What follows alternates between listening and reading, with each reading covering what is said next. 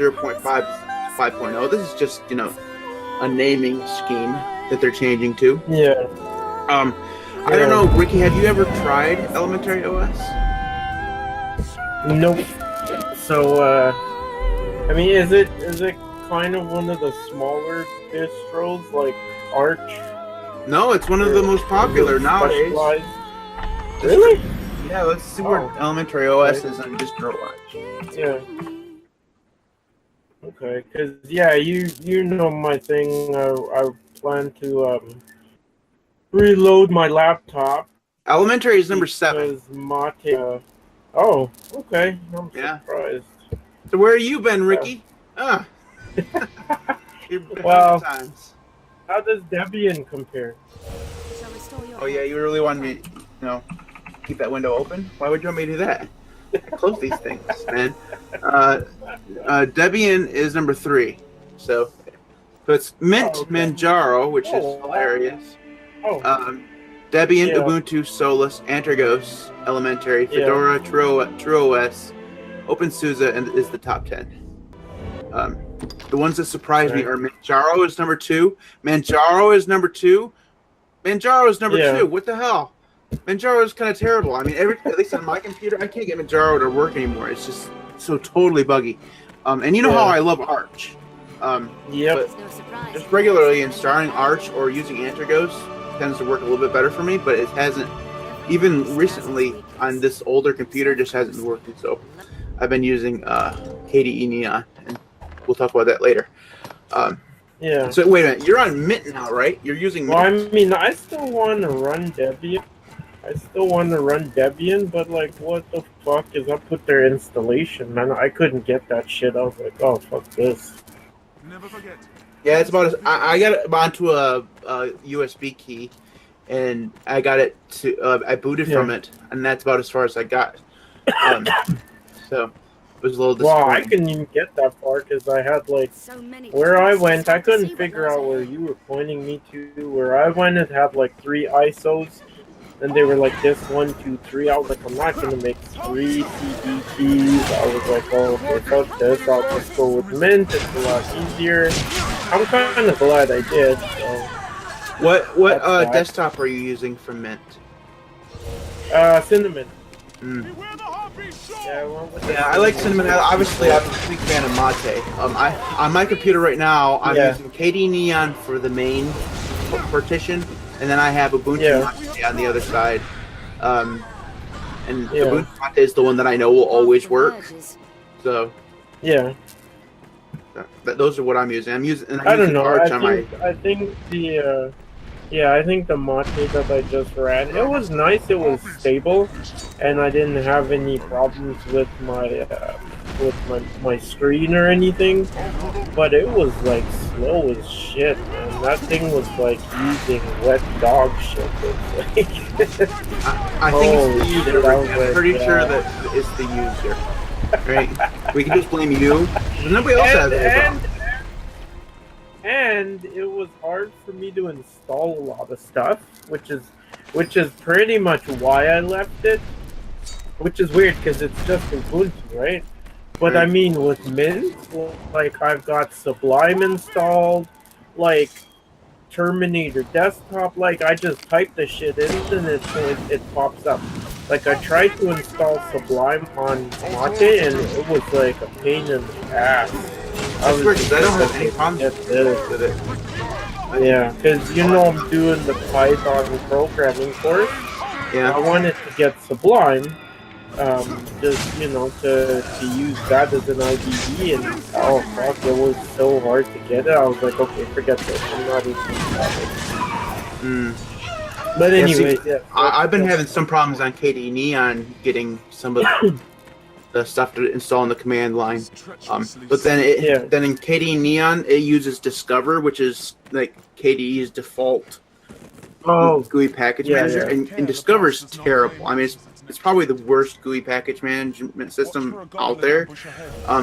So I installed Synaptic. I also installed one of the other ones and gave it a try. But apparently installing multiple GUI package managers, like it's a really bad idea because they all manage them slightly differently. Why. So yeah, that was an experiment that didn't go well. But anything's better than Discover because Discover was just bad. That's about the only thing I just like taking me on right now. All right, so we didn't even really talk about the Elementary OS. So you have never used Elementary OS before, Ricky? No. See, no, I think I've heard of it, but like for me with Linux, I only know about the big boys like Mint, Debian, Sushi, Ubuntu. First of all, can we just correct the pronunciation of sushi, man? This is not fish. Souza. Open Souza. Come on. I'm a noob and Ricky, fire. It's sushi because sushi tastes so good. First of all, gross. I mean, cook your fish, man. Cook your fish. Alright, anyways, Elementary OS looks like Mac, so I thought maybe you would try it, but apparently not. Yeah, I don't know. I might give it a. I might try. It's based on Ubuntu, but they have, from what little bit I tried it, is they seem to have the apt system from the terminal like disabled, so you can't install from PPAs. Oh, so you have to use their like. You have to either use their GUI, which is, okay. Yeah. Or you have to go through and install. You have to do some tweaks in order to get to install from the PPA, the repositories. So yeah, that turned me off like right away. I do almost all my installing nowadays through the command line, unless I'm using Arch. And then I use PacMac. So. Right, so let's move on to the next one. Yeah, we'll see how Mint goes for me because I'm loving it right now. So we'll see how that goes. Yeah. If it fails on me, I might try out the Elementary. See, I'll probably try Mint again when it goes to version 19. Which should be in April or May. Should be nice. Yeah. All right. So the next one we're going to talk about is. Ubuntu's adding a minimal install option.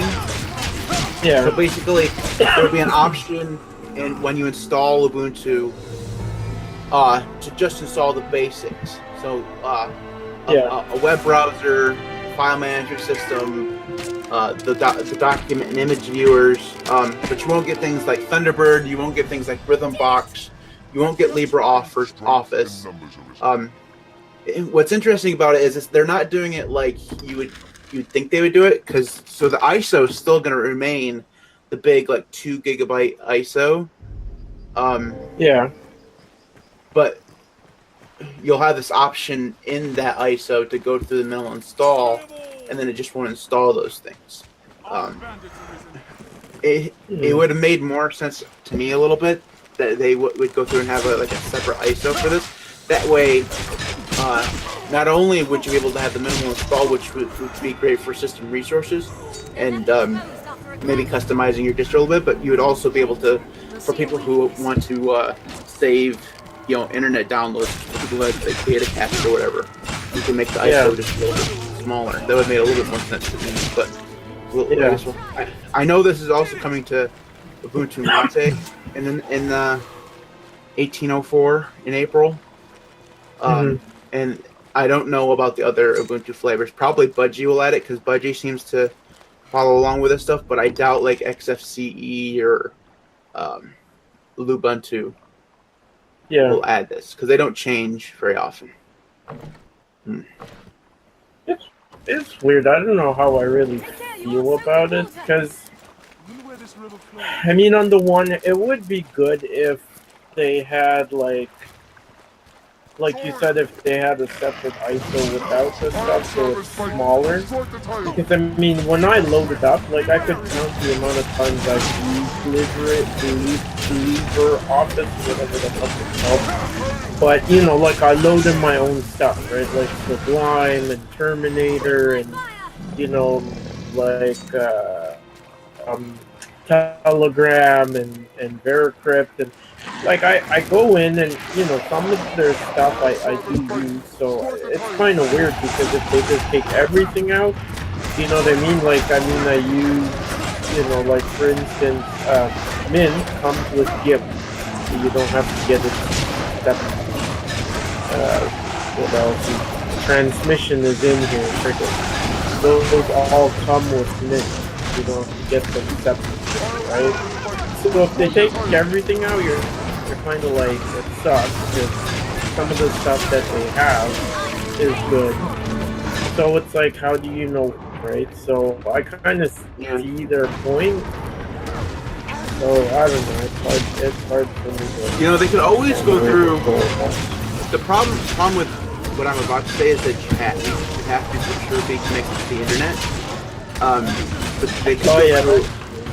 they could go through and make like a checklist of stuff that you want like in the installer. So you go through the installer, you choose your keyboard layout and your location and stuff like that, and then they give you a checklist of the things that you want to install. LibreOffice, Telegram, Thunderbird, things like that, and then it will install those things. But if you leave those things unchecked, it doesn't. So I think that would be an amazing way. Now, the only distribution that I know that does this is *ykos. And that installer is probably the best installer I've seen. I mean, obviously, *ykos is mostly just flat plain Arch, right? But when you go through the *ykos installer, it first allows you to choose which desktop environment you want to choose to use right in the installer. So you don't have to download several different ISOs to try the ease. And then it has a checklist or whatever of several different applications and browsers and things like that you can just check on, and then it will install those or it won't. So I think that Ubuntu could do that. But again, you'd have to be connected to the internet, and not everybody can do that. So. All right, so let's go ahead and do our main topic, Ricky. I don't really want to talk about Ubuntu collecting data because I really don't care because I don't use Ubuntu. But people were up in arms about this like last week because Ubuntu is going to collect information on your installation. So during installation, they'll collect information about like what graphics cards you're using, stuff like that. I mean, it's all going to be anonymized data, and you can't opt out of it. Why would anyone be like going crazy about that? Like, I mean, I don't care if they check what the DS card is. I think that the reason why people care is because it opens the door to them collecting more data in the future. So if you opt into this, they're worried that maybe that you're automatically opted into sharing other things that are part of your system. But I just I guess I just don't see that. I mean, Canonical. Well, maybe the evil of the Linux world is not Microsoft. So. Maybe I'm just a little bit too trusting about it, but I really don't care that Canonical is doing it. I care that like Windows does it, because Windows does it like across the board, and it never actually like presents you with like in Windows, it collects all your data automatically, and in order to turn it off, you actually have to like be a Windows certified technician in order to go in there, dig into the settings to find it. So. That's the problem with Windows. Anyways, let's jump into GTK versus Qt. If you're new to Linux, you're probably wondering what the hell these things mean. GTK is the framework to create graphical user interfaces that is predominantly used on GNOME-based systems. So, Flat GNOME, Budgie uses it for now. Elementary OS uses it. Debian uses it. If you're using GNOME and Debian, like Fedora, if it's using GNOME, uses it. So that's what GTK is, and it's also what you use when you want to theme your Linux desktop environment. If you're using a GTK based desktop environment, then you're using GTK-based themes. Qt, on the other hand, is similar, only it's predominantly used by KDE and LXQt. I think those are really the only two main ones right now that use the Qt as they call it, framework for graphical user design, and you can kind of tell the difference between the two if you've used several different desktop environments, because they do look different. They do cause the system to theme itself differently. So if you use KDE, you can see that it has a certain way about theming the system, where compared to the way GTK does, because there's some things that GTK won't theme at all. There's some things that Qt won't theme at all, and that's usually because it uses the opposing framework. So basically, that's what these things are. And I mean, we're asking the question, which is better? And I'm kind of up in the air on which one's better, because, as you know, Ricky, I'm a KDE fanboy. I love KDE because of the customization. But I think that GTK does theming of applications better, simply because there's more themes out there, and it seems to be like, if you want to install a theme on straight up Ubuntu, you can download it from the internet, move it to a particular folder through the terminal, because you need root access or whatever, and then just use GNOME tweaks to change the theme. In KDE, it's a little bit different, because you can't just download from the from the browser and move into a certain folder. At least I've never been able to figure out how to do it.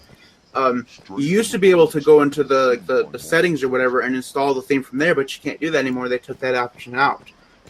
Also, from a Qt perspective, the customization of it is a lot more granular. So, like, in KDE, you can change the overall theme. You can change the look and feel of the widgets and the panels. You can also change the window appearances. So it's all these settings are in different spots. So it's a little bit more. It's more professional in terms of you have to have a certain level of knowledge in order to use it. Whereas Qt is just you set the theme and you're done, right? Ricky, when was the last time you even used KDE? Jeez, I can't even just think about it. I mean, for me, like, with the thing, I loaded up the latest Mint, and Mint's kind of using a fork GNOME, and I like it. I really do. But I mean, put it up like what? Right, so Monday, something like that, Wednesday maybe. So I mean, a couple days. I haven't even finished installing all my regular apps. Much less the customized. But I do like it. How customizable it is, we'll see. Like for instance, when I first loaded it up, I don't very much like Windows, which is weird. I don't know if I'm used to that, or I kind of like when it looks like Mac. So it's got the docking. That's why you should use Elementary, because it looks like Mac. Yeah. But I was saying, even when I first installed, and the desktop icons, like, they're huge.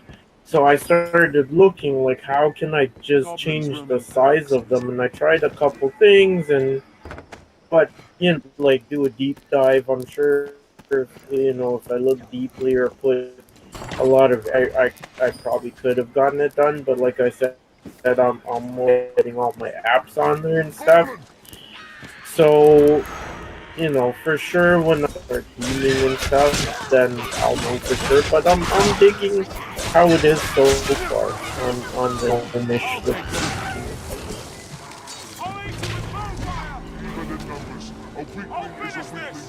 Yeah. Well, I mean, the thing about Cinnamon is that I was there with you. You're a little bit delayed. Anyways, the thing about Cinnamon is that it does use GTK, and it's supposed to look like Windows, because that's kind of what they were going for.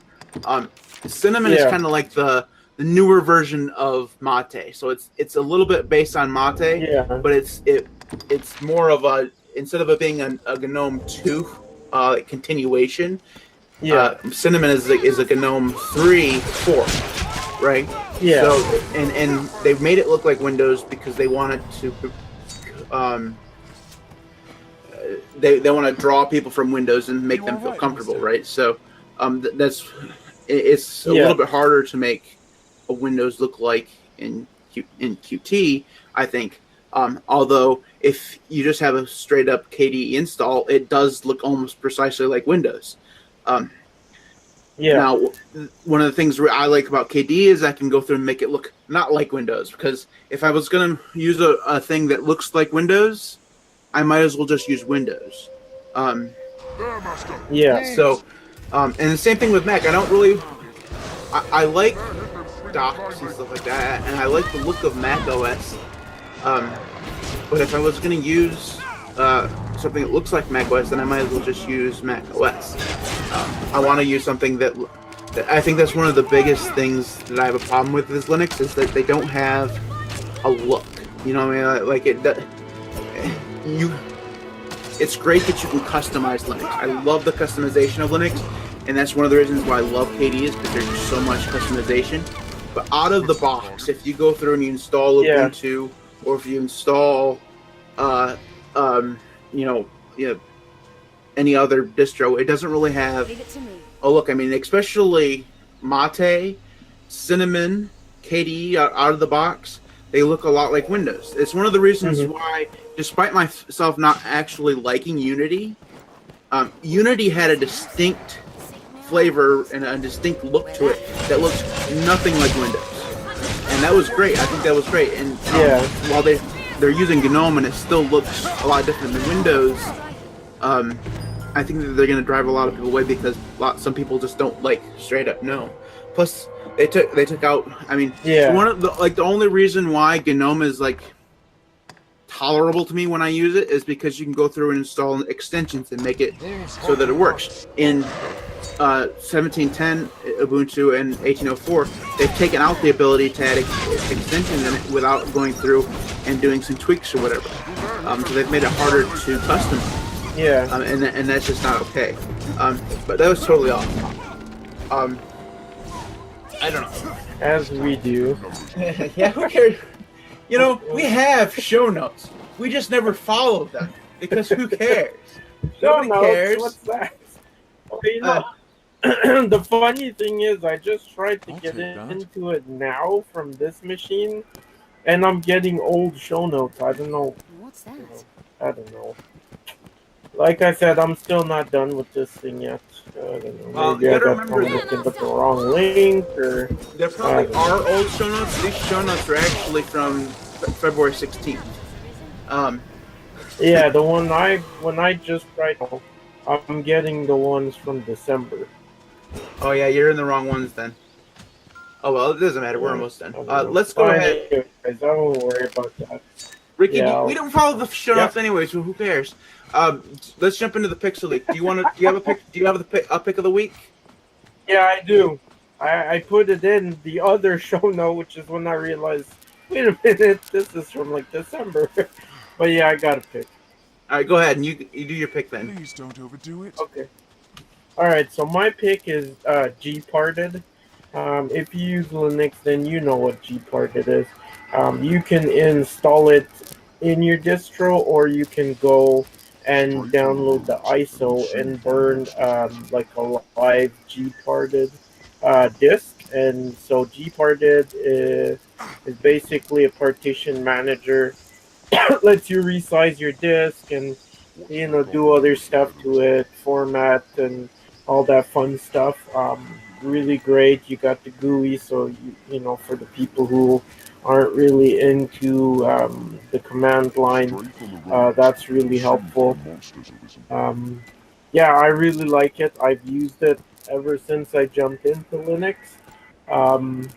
So yeah, just tried to use it again after I set up Mint, because I wanted to do a dual boot with Kali.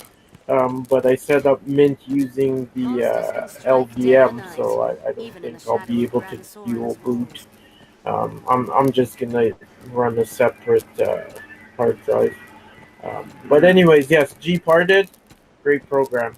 The city holds every amenity. Oh, y'all done there, Ricky?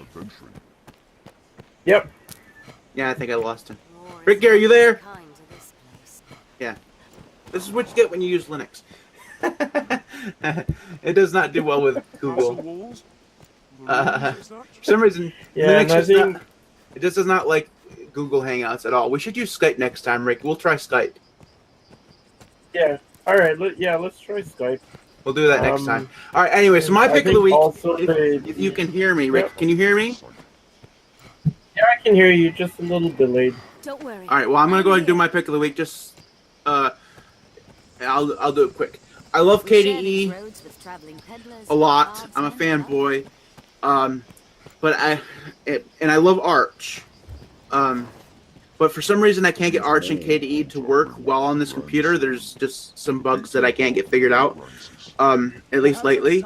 So I installed KDE Neon, which is the distro from the KDE project, and I'm really surprised. It's really good. I don't have to use NVIDIA's crappy proprietary drivers, which don't seem to want to work on this computer at all in any distro ever. So I'm able to use the open source drivers, and I've been able to tweak it just enough that I can get rid of the screen tearing, which seems to be an inherent problem in KDE. I've gotten rid of that. The only problem I'm having right now is that the screen flashes every once in a while, but that's not completely annoying. But other than that, it's running really smoothly, and it's really great. The problem is I had to go through and install all the programs because KDE Neon is kind of like a minimal install thing. It doesn't come with LibreOffice or Thunderbird or anything like that.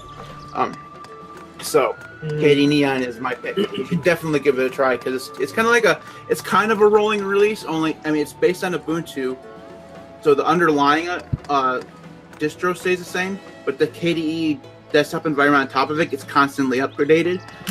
So it kind of fills my need for constant change and broken computers and all that stuff. Excuse me. So that is it for today. Kind of an abbreviated short discussion because Ricky took forever to get on. We'll just blame Ricky because it's definitely Ricky's fault. It's always Ricky's fault. Anyways, that is it for us this week. We will be back in late March with our next topic and our next bit of news. And Ricky says he's going to use Ethernet next time. This newfangled experiment called Ethernet. And we'll try to use Skype next time to get rid of Google. Google sucks. Anyways, if you want to get in contact with us, you can do so. Email at TheLinuxCast.com. You can find all of our past episodes on TheLinuxCast.com. You can follow us on Twitter at TheLinuxCast. I'm at MTWB on Twitter and at MTWB on Mastodon, which I've never actually used. I have an account there, but I never use it. And Ricky is Ricky_Williams1. You can also like us on Facebook at Facebook.com/LinuxCast. And again, we'll be back in late March. We'll see you then. Ricky says bye.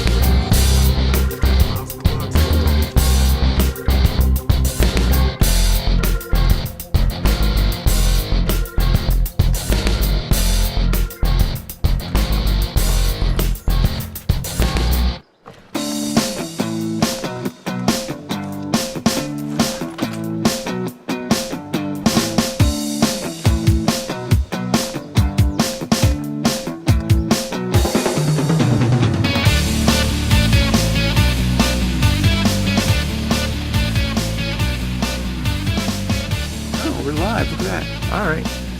So, yeah, I have no interest in actually right now switching off Ubuntu Mate at all.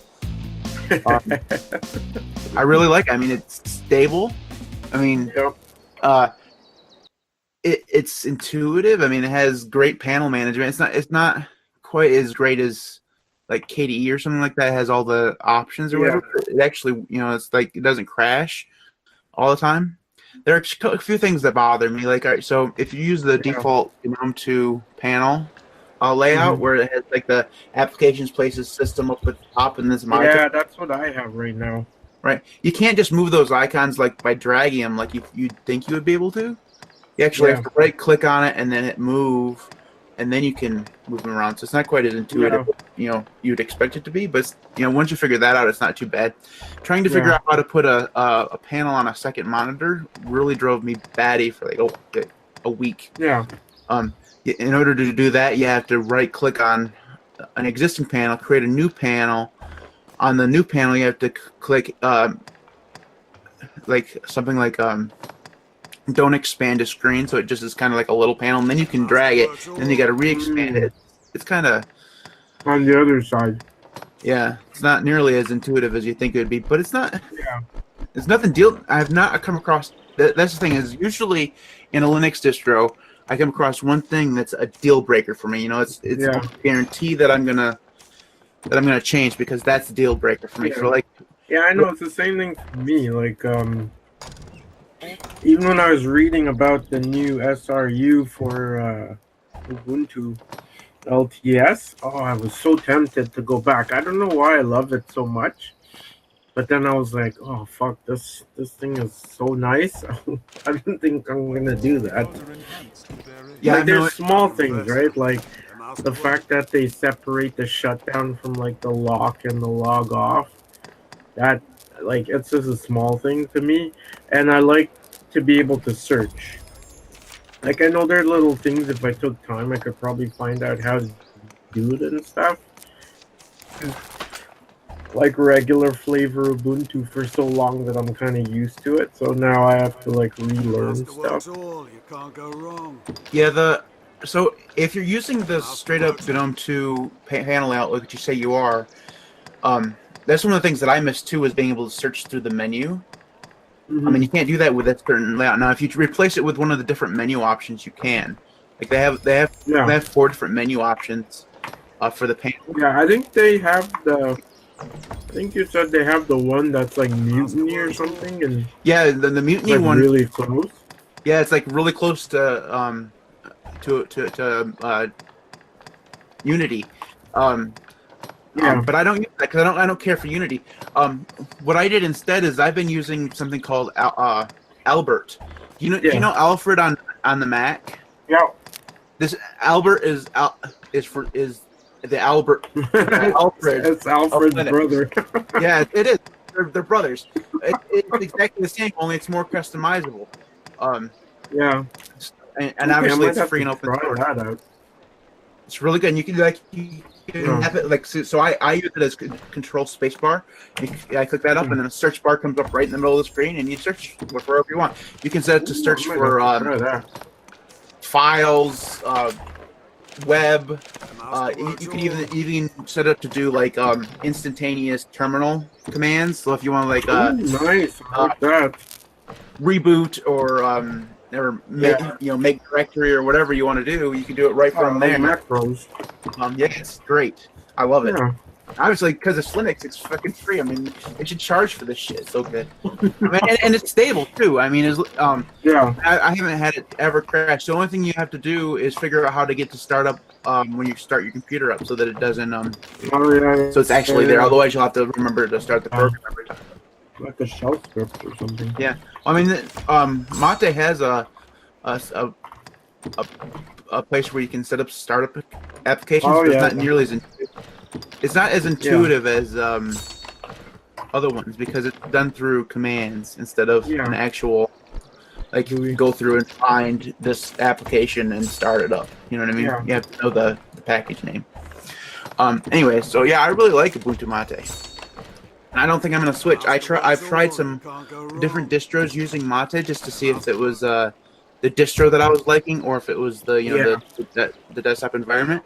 I did not care for Manjaro Mate at all. Manjaro Mate is very, very buggy. And I don't know whether or not that's because it's a rolling release or what. I'm not quite sure. And I'm testing Linux Mint Mate, and it's great. It's stable and everything, but it seems like it's behind. It seems like it's behind Ubuntu Mate in terms of everything else. So, I mean, like Ubuntu Mate now in 17.10 has the different panel layouts like a Mutiny, Cupertino, Redmond, things like that. And the way I like to change things, I mean, I like new layouts every once in a while, so I like to be able to do that. Now you can set those things up easily enough in like Linux Mint, but you have to do it yourself, so it's not there yourself.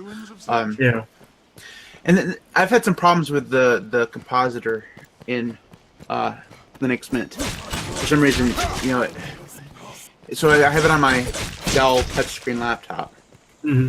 And if I want to be able to use the touchscreen as a regular touchscreen, be able to scroll and pinch to zoom and everything like that, I have to use a certain compositor.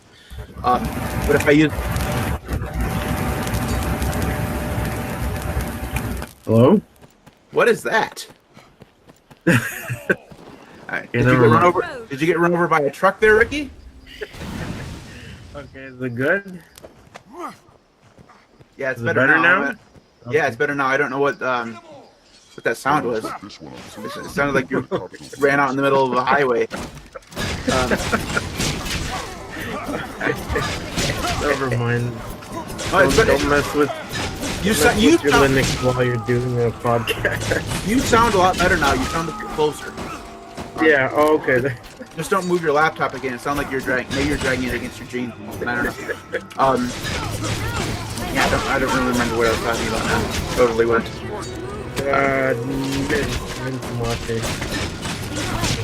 Oh, right, the compositor, right? So if I want to use the touchscreen as a touchscreen, I can use a certain compositor. But if I use that compositor, the screen tearing is terrible. So if I switch to another compositor or window manager, where it doesn't screen tear, then the touchscreen doesn't work. It just I mean you can still touch it in the cursor or whatever will move, but it won't like scroll or pinch to zoom or anything like that. So that's really disappointing. But it worked fine on Ubuntu, which is really weird. Yeah, you just reminded me that the laptop that I have is touchscreen, and because I almost forgot about it, because on regular Ubuntu, like it would never work with the mouse and the trackpad. I would always get one. So the trackpad never worked, which we'll actually talk about because it was a whole Xorg thing. The mouse always worked, but then for some reason it would stop working, and the only way I could ever do anything is I'd have to use touch to reboot. So it's funny because you mentioned that, and I was like, oh yeah, shit, I have touch. Let me see if it works on this thing. Now it works. And that was in regular straight up Ubuntu. Regular Ubuntu. Yeah, you should definitely stay away from Ubuntu, regular straight up Ubuntu, Ricky. It doesn't but for some reason it draws me. Because I was reading the stuff you have, and I was like, oh shit, there's like a service release update coming. Yeah. Maybe I should put it back on. Like, no, don't do that, Ricky. Don't go to the dark side. That. That's the thing about Unity, though, because the thing that made Ubuntu, stand out from everything else is Unity, right? And because Unity doesn't look like any other desktop operating system. I mean, you can make KDE look like that. You can make, you can obviously make Mate look like that. But I mean, pretty much all the rest of them had this straight up kind of Windows-esque layout. I mean, to start off with, and right out of the box. I mean, Cinnamon has a window panel layout like Windows. Budgie has a window layout like Windows. KDE has a layout, a panel layout like Windows. That's why Unity, that doesn't look anything like Windows, was so great, and that's why it was kind of shocking to all of us that they decided to get rid of it. So the thing. So let's go ahead and jump into the news. The first is, as Ricky said, there is a big SRU coming for the Unity desktop on 1604 LTS. And the thing is, this kind of exploded out into the internet, in early December. And people were kind of like, "Oh my God, Canonical's updating Unity." Like, I don't know why people are it's surprising. 1604 is a long-term support release.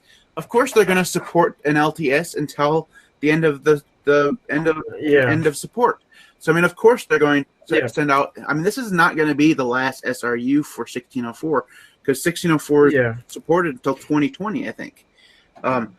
So I mean, so this is not. It's not big news like it's been treated on the internet. So, but I think it is, and because we also know that Unity itself is going to be broken off into a community-supported desktop environment, so you'll be able to go through into the repositories and install Unity on whether it's a regular Ubuntu now that it's using GNOME, or if you wanted to install it on, say, like Budgie. I think you'd probably want to stick with the regular GTK-based distros if you're going to run this alongside another desktop environment, because running it along Qt would be a problem. But we know that's going to end up happening. So what I think is interesting, the most notable parts about this SRU is they're fixing several bugs in Compiz, Nux, and in Unity itself. They're also bringing in some bug fixes for the themes. So those are the big bug fixes that they're coming in. Now Compiz is the compositor that controls the window manager. It's what prevents it from screen tearing. Which you'll experience pretty much on every other distro if you're running any kind of graphics card whatsoever, which is weird because I always thought that the screen tearing, the problems that I was having initially in KDE, were related to me running a distro or an NVIDIA graphics card, but it happens on my laptop, which has an integrated Intel graphics card, and they're completely different. So it's really weird. I think that's probably the number one thing that I have problems with Linux. I mean, Ricky, you have your own problems with Linux. Yeah, and we named those problems Ubuntu. Well, that's the thing why when I was reading it, I was like, "Oh, I should maybe try it again," because I'm so familiar after using it for so long. And the thing was, I think a lot of my problems stemmed from the whole sort of graphical interface, because I had my screen was constantly flickering. 24/7, and I told you about the touch screen aspect that was an issue. Just my fans were on 24/7, which could again be from the video card. So I was like, maybe this will fix some of the problems I had. With it being LTS, it's gonna take a while to come out, so some people have been freaking out about that. But I mean, it's long-term support, right? This is, people expect it to be rock ass stable. I won't even go into that because mine wasn't even close. But anyways, but yeah, in the end, I was just kind of like, no, what I have is, this is so great, I'm not gonna even chance it. Yeah. All right. So, obviously, like I said, I don't think that it's that big of a news as the way it was treated. But the SRU, I believe, I'm sorry, I didn't look and see when this was coming out. When is the SRU already out? They said it's going to be close to Christmas. I think Christmas they said it was already in the repo, but it just, well, I mean, at the time of when that story was put out, it wasn't out yet. So they were saying it should be out soon, though, because I mean it's for LTS release, so they're doing more testing than they would usually do. Because, like I said, when they release it, it's got to be rock solid. There can't be any surprises. So I think they were looking at a time frame around Christmas, so it should be out soon. Yeah, it may even be out now because it said that it was a week from when this article was posted. Yeah. All right, so anytime between maybe even now or between now and Christmas. Yeah. So They should just put it out right on Christmas Day. Be like, Merry Christmas. you know, there's a lot. That's the thing is like with Windows, you don't expect to see an update, anywhere close to Christmas because everybody at Microsoft goes home for the holidays, right? Yeah. But with Linux, you can get updates whenever the hell somebody works on it. So, Yeah. So I'm gonna go ahead and skip the malware from Android, because Why? now that I thought that was so good. well, yeah, because you don't like Android users to be soft keyboard. Okay, no, but you know what? I think we should talk about it because maybe someone listening will actually get the hint of how to treat these things. Well, I mean, some people are falling for it. All right, so Not, this is an email phishing scam that instead of targeting your computer, targets your Android phone. It's called Marcher. Basically, it's the from what I just did from reading this article is basically you open up an email, it sends you a link or whatever it's supposed to be from your bank, and this is specifically it's like a Trojan horse, right? So yeah. And Android is Linux. It runs a Linux kernel, even though it's an older Linux kernel. Yeah. And while almost every phone you get is locked to Google's firmware, it can still be infected by, malware and viruses and things like that. And then it's actually much more targeted for that kind of stuff than regular Linux because there's obviously a lot more Android phones out there than there are, Linux desktop users. Yeah. But it's still basically the old telltale, it's the telling your people not to open up email, from exactly. anybody, like right? If you get an email and it asks you to click a link, number one, you can hover over the link. Don't click it. Hover for a couple minutes and you'll see the actual where the link is going. So if it says your bank is whatever, Bank of America, but that doesn't work on Android. How do you hover over anything on Android? On Android, okay, I get it.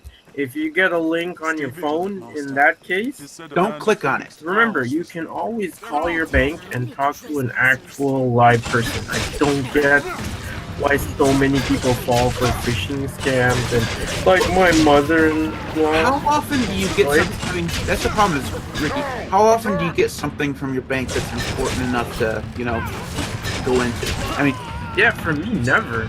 It doesn't matter I never get anything from your bank. So if you all of a sudden get something from your bank, you should automatically be subscribed because you don't. I mean, banks deliberately don't send out information through email like that because they're worried about these phishing or text message.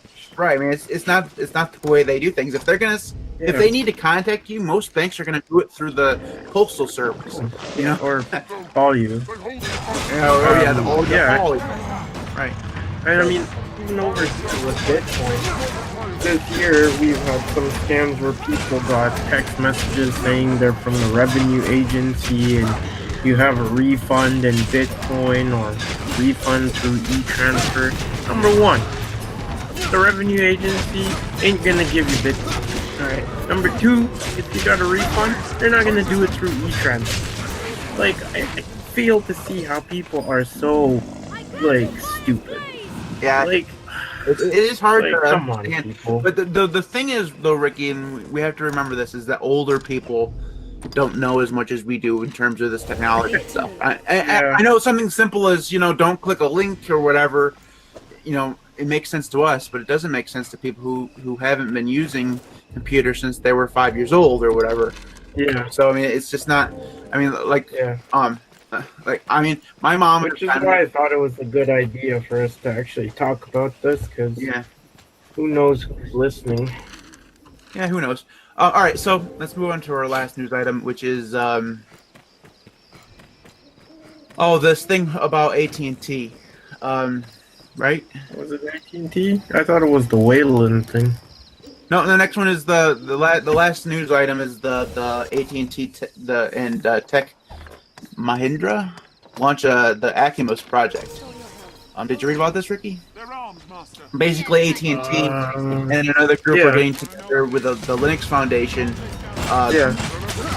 to standardize the development environment surrounding AI, which is which is using Linux. Right? So that's why it's so interesting. And the thing is that AT&T has actually farmed this out to like the Linux Foundation and this other group, and allowed them to do all the work. And then AT&T will most likely take some of the open source stuff that they eventually spew out and make their own software and stuff in the end. I think one of the things that we're really going to see, and that's why I kind of include this article, is that not only are we going to see a lot of a lot of the stuff that we're going to see in AI and the Internet of Things in the next 10 years or so is all going to be based on Linux. I mean, like this week Amazon released a camera that's running Ubuntu for their AWS software. Oh, no way. Yeah, I mean, it's like, so basically the camera's running Ubuntu, right, and then it's hooked up with their AWS software in the cloud or whatever, and then it can like it uses algorithms or whatever to spot things like say it can tell when a certain person comes home and it can turn on the light in their room or whatever. And that's the kind of stuff that they want to have developed around this camera, which is really interesting. And I think that's this AI stuff that they're talking about in this AT&T and the Linux Foundation collaboration thing is, I mean, we're going to see a lot of stuff like that, and it's all going to be running Linux. I think. I mean, whereas the Linux desktop has never really taken off. I mean, it's very much a niche thing for people who really hate Windows or are nerds like us and just want to, putter around with Linux. But that's not going to be the case with these little small devices in AI and stuff like that. That's all going to be Linux because Windows isn't there. Windows is big server hardware. Windows might even jump with Linux because then they make they did, but they included support or whatever. Yeah, they're allowing the Linux kernel or whatever in Windows. See, when I first read that story about Windows including Linux, I thought, oh great, I'm going to be able to download regular Ubuntu from the Windows Store, install that. This is great. But no, you just get the kernel. It's really sad.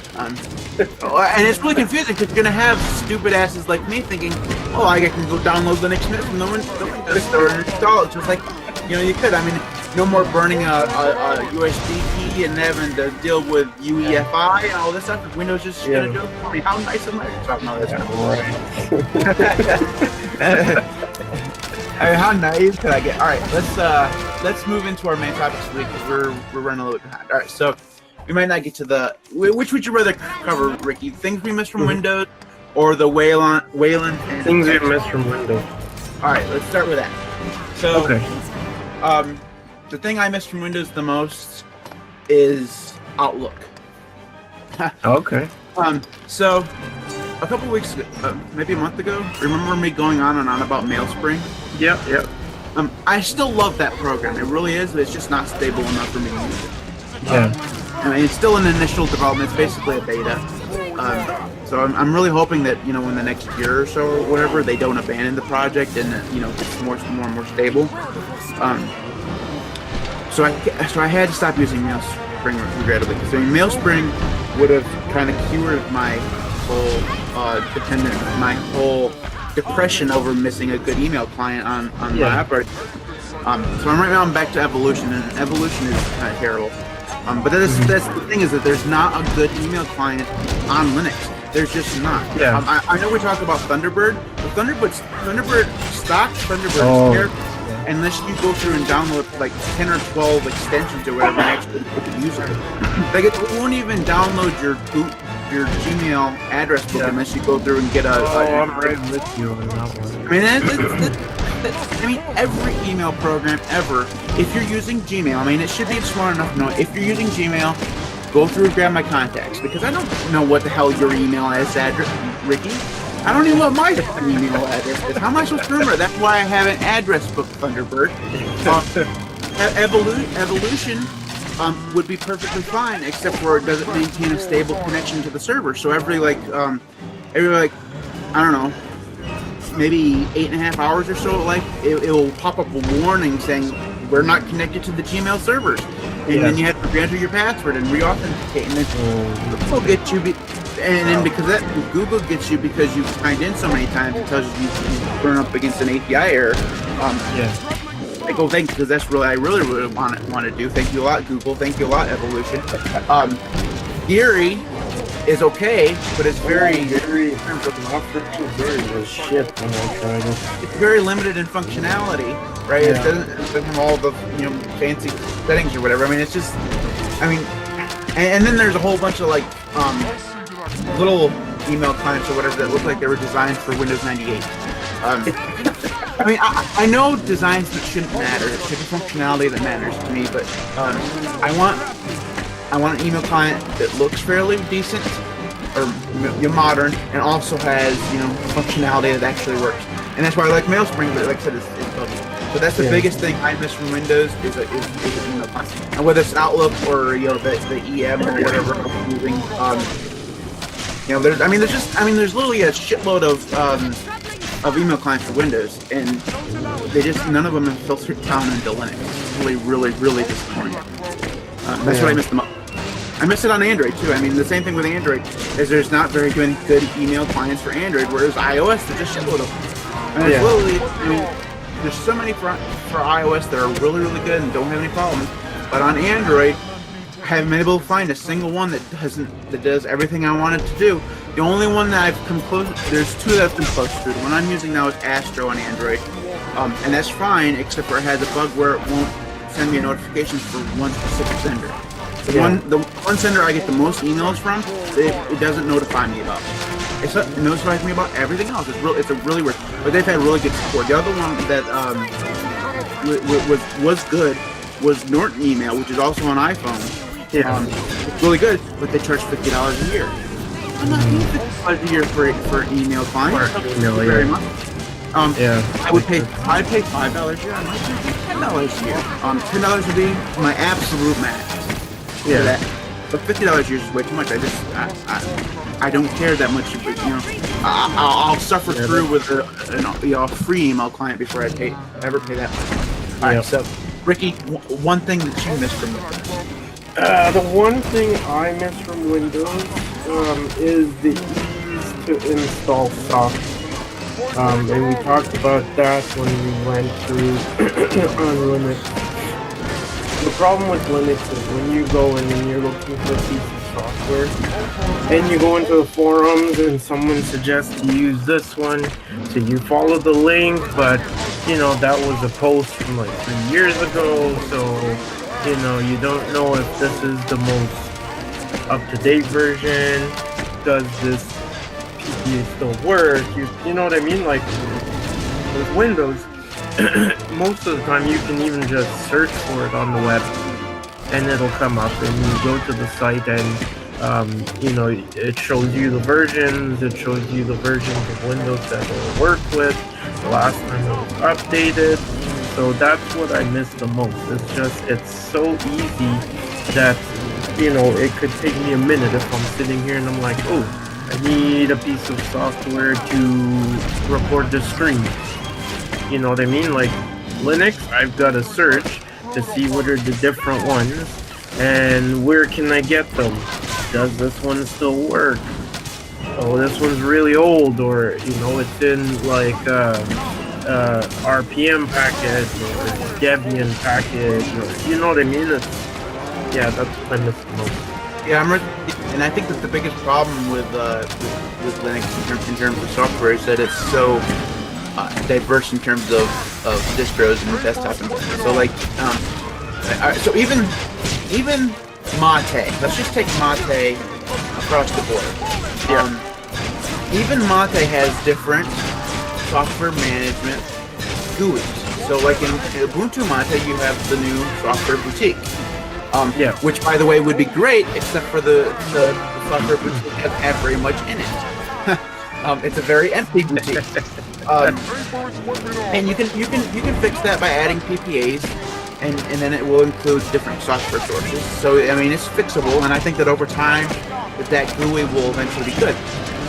But that's just on Ubuntu Mate. If you use like Manjaro Mate or Linux Mint Mate, they're completely different GUIs. So like, I know I haven't been using Linux Mint Mate for very long, but it uses the GNOME Software Center basically, or some version of the GNOME Software Center, or a spin-off or something like that. It's completely different than the Software Boutique.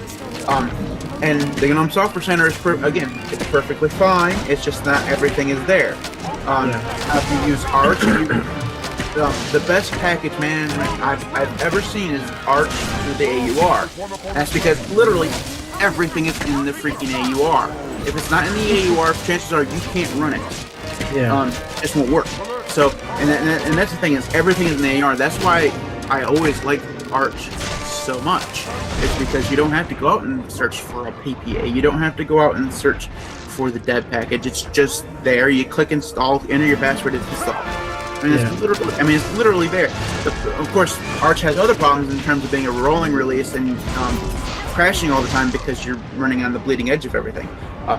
So what I want, that's why Manjaro would be the perfect solution for that, because they kind of delay the rolling release. They go through and they test things before they rolling it out a little bit. But Manjaro has a whole other problems. The whole. That's really the biggest problem with Linux in terms of software. So one thing I want is I installed my first Flatpak. This past week. I wanted to install a Twitter client called Corebird. I think everybody's pretty much heard of Corebird. And apparently now they've gone through and they're just using FlatHub completely. I don't know. I didn't really search for anything beyond that. I was like, I get to try FlatHub. First of all, it was astonishingly slow. It was like really slow. It took like 20 minutes to download and install a Flatpak. After I went through and installed Flatpak, and to get the actual Flatpak functionality, because Ubuntu doesn't support Flatpak out of the box. It supports snaps. But you can still use Flatpak. So I installed Flatpak, and I didn't know that you have to log out and log back in order for Flatpak to be initiated. Which, first of all, Windows alert. Nobody wants to have to shut down their computer to install software. It's just seriously, it's the reason why Windows sucks, is because every time iTunes has an update, you have to fucking reboot. Stupid. And that's the reason why we like Linux. We don't want to see that. And I understand that it's only a one-time thing, but that shouldn't be a necessity. But after I, figured that out or whatever, I went through and installed the Flatpak for Corebird, and it literally took 20 minutes. It wasn't, my internet wasn't running slow. Everything else was working fine. It just, for some reason, downloading that from FlatHub was, just really astonishingly slow. The idea behind FlatHub and Snaps or whatever, where we can have this one place where software lives for every Linux distro, is awesome. That's literally the Linux stream. And it doesn't matter, even if both of these things work, just to have two different places, it doesn't matter which one you use. Maybe you use both. It doesn't matter. It's really awesome. But the problem is it's just not there yet. It's not there yet. And it's slow. And especially if everyone's going to be hammering it, because if you say you're the central repository, then that means instead of looking to other places, everyone's going to come to you. So then you should know and make sure you're able to handle the traffic. Right. It's not there yet. And as slow as Linux moves in terms of development, really, truly, obviously Linux moves a lot faster now than it used to. But still, in terms of, innovation and development and stuff like that, it's quite a bit slower than Windows. It's just because there's fewer people doing it.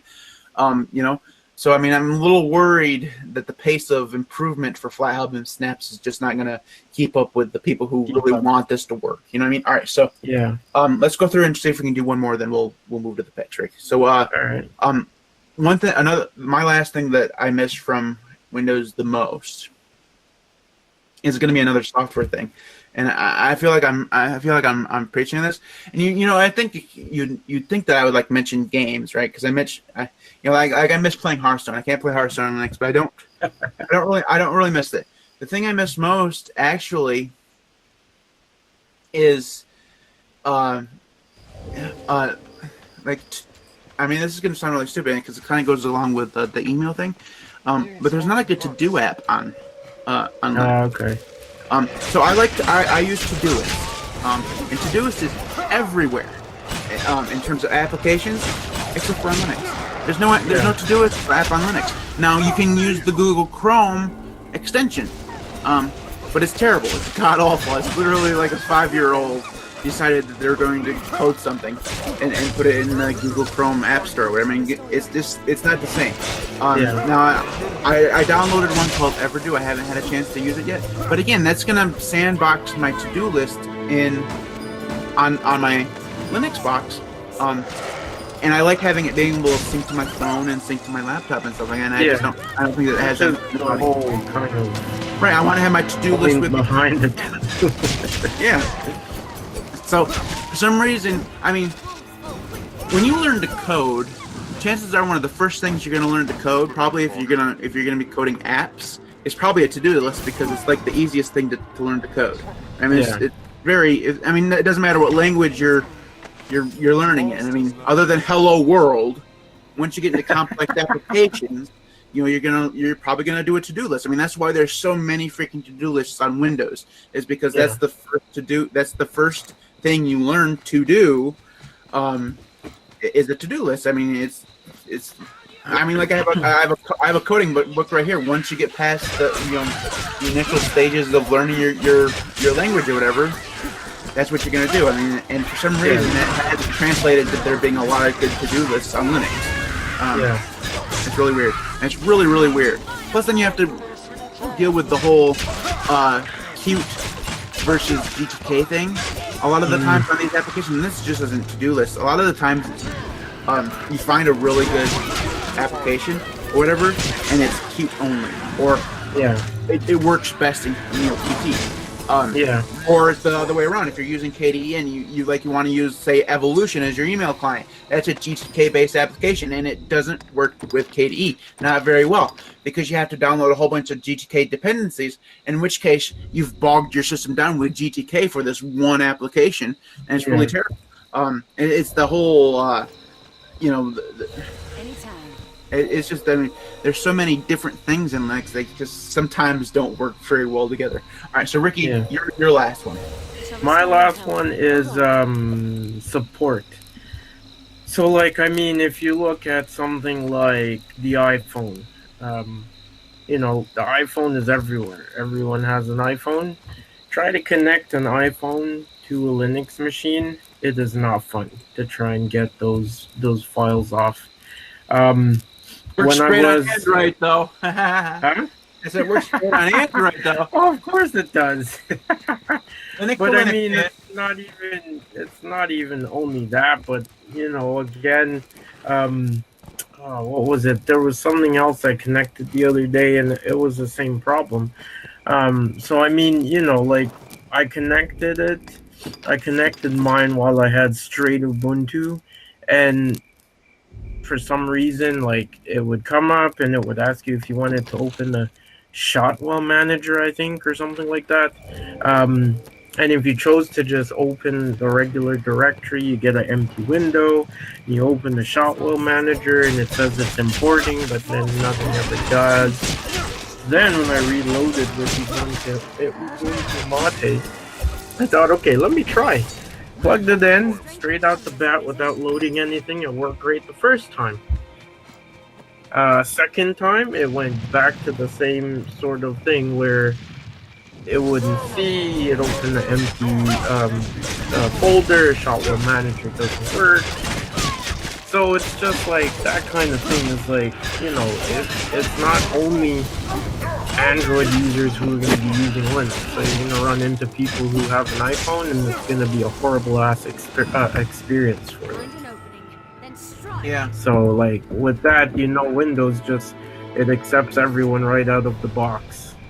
So it's like, Yeah. you know, come on, y'all, you got a scanner from 1930? Sure, plug it in. Apple and Microsoft have to work together, you know, to get their stuff working like that. And so Apple knows that they have to have their devices working on Windows because so many people use Windows. I mean, they're not going to worry about Linux because there's just not enough people. All right, so let's move on because I know you got to get back to work. So, so my pick of the week is called Peak. Yeah. Now, Peak is freaking amazing.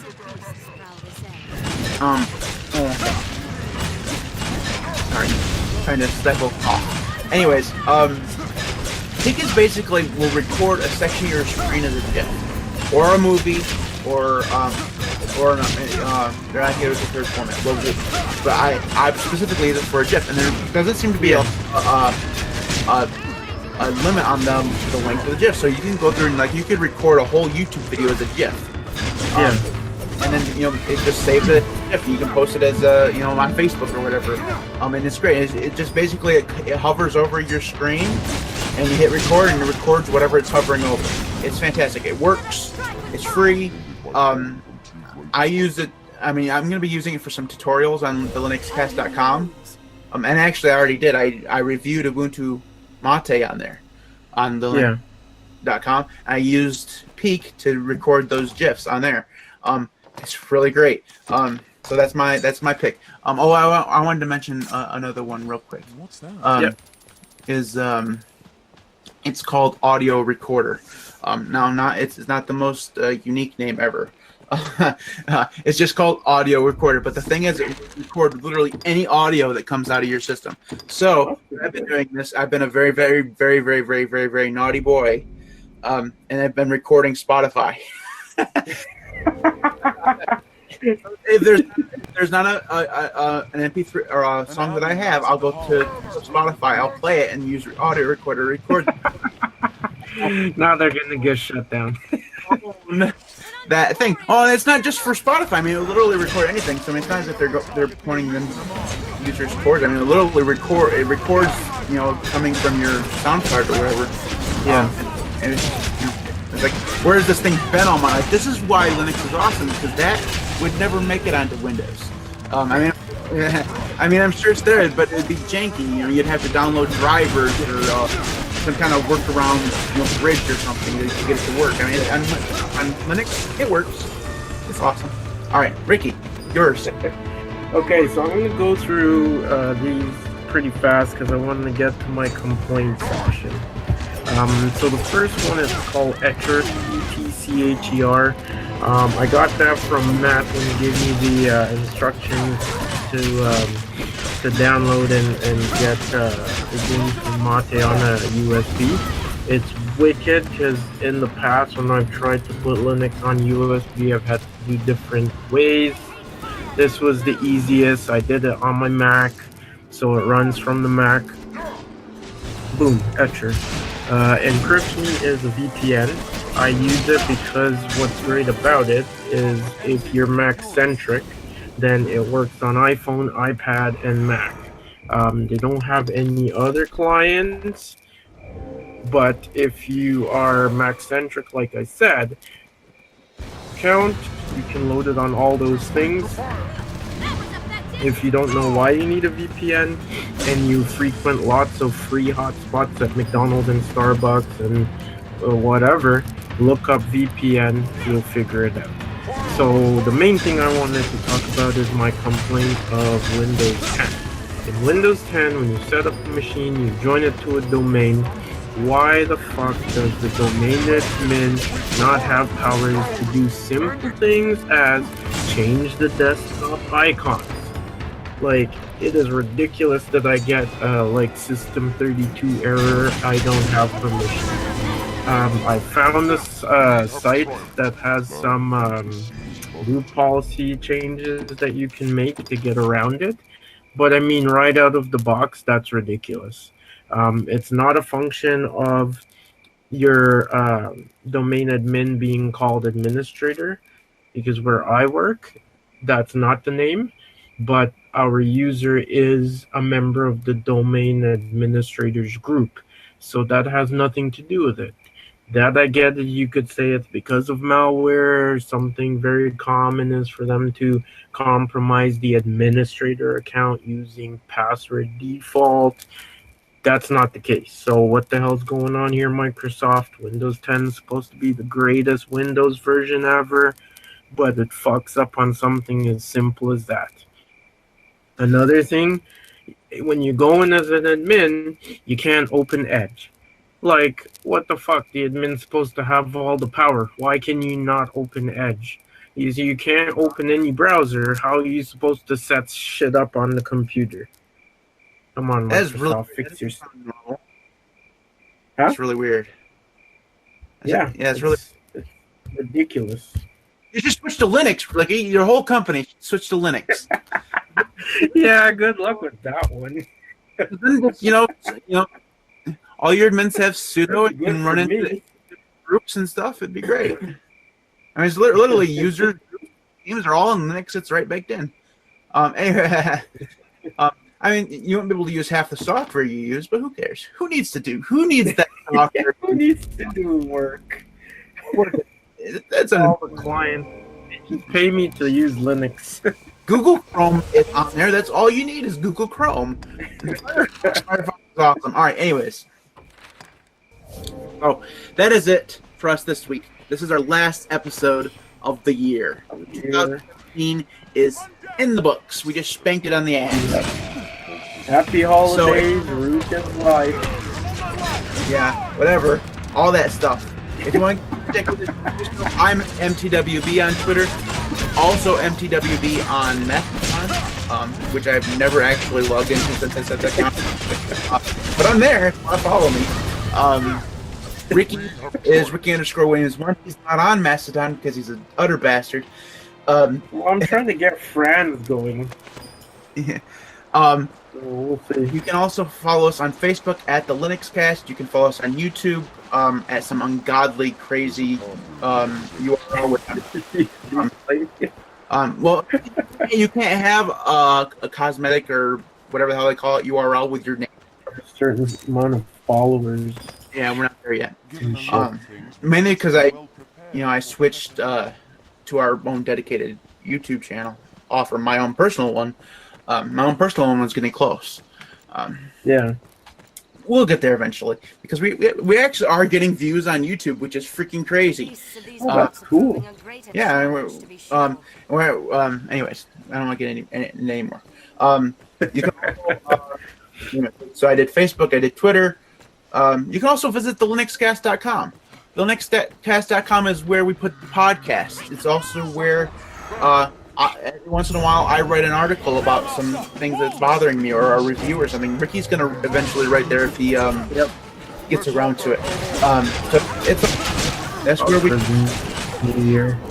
Yeah, for the New Year, Ricky's going to write once a week. That's his New Year's resolution. How do I have a feeling that this New Year's resolution, Ricky, has already been... well, it has to be the New Year for it to come into effect. Alright, we'll see. Anyway, so that's it for us. This 2017 finale episode. We'll be back sometime in the new year. We'll see you then. Alright.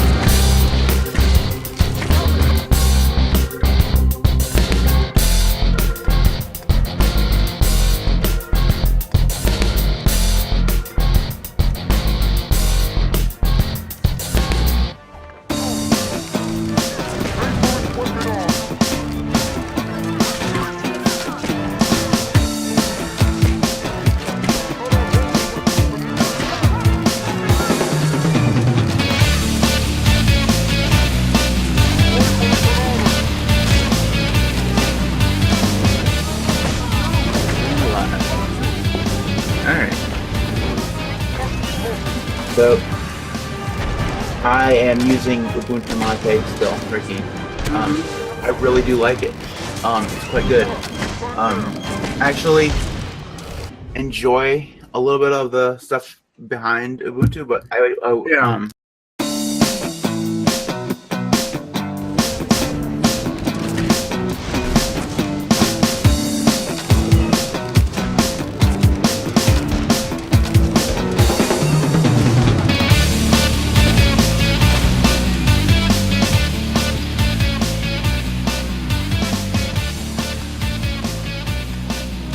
Alright, so here's a question, Ricky.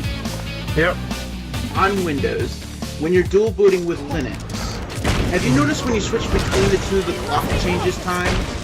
Oh, yeah, that's like even on the Mac when you run like boot camp or you run it in parallel or whatever, that used to always be a problem too. Oh no. It's like we're in the 1990s. Yeah. Apparently. Because I was looking at the clock, I was like, oh, it's 4:12 in the afternoon already. I was like, no, it's not. So you're probably wondering, Ricky, why I have Windows installed. Yeah. So I don't know if you noticed on Twitter, a few weeks ago my computer crashed. It was like not working at all. Oh, okay. It turns out that was an Ubuntu Mate problem. Okay. And actually, it wasn't a Ubuntu Mate. It was just a Mate. It didn't matter what Mate. For whatever reason, as soon as the computer was on, it would work for a little while, maybe like a minute, and then it would just freeze. I'm not just like the mouse will still work, but nothing else will work. Everything is freezing. The board works at all. Oh yeah. So then I went to. I was trying to figure. I figured it was just my computer because my computer's like really old. So I installed Ubuntu, which uses XFCE, which works really well. I used that for like the last couple of weeks. And then last night I was trying to do a reflex upgrade to that Ubuntu. Yeah. And it was working out really fine. And then the fucking power in the middle of the upgrade, and that just it was like no settings. It was like no, I'm not turning on. The screen starts flashing like yeah. So I need a UPS. Yeah.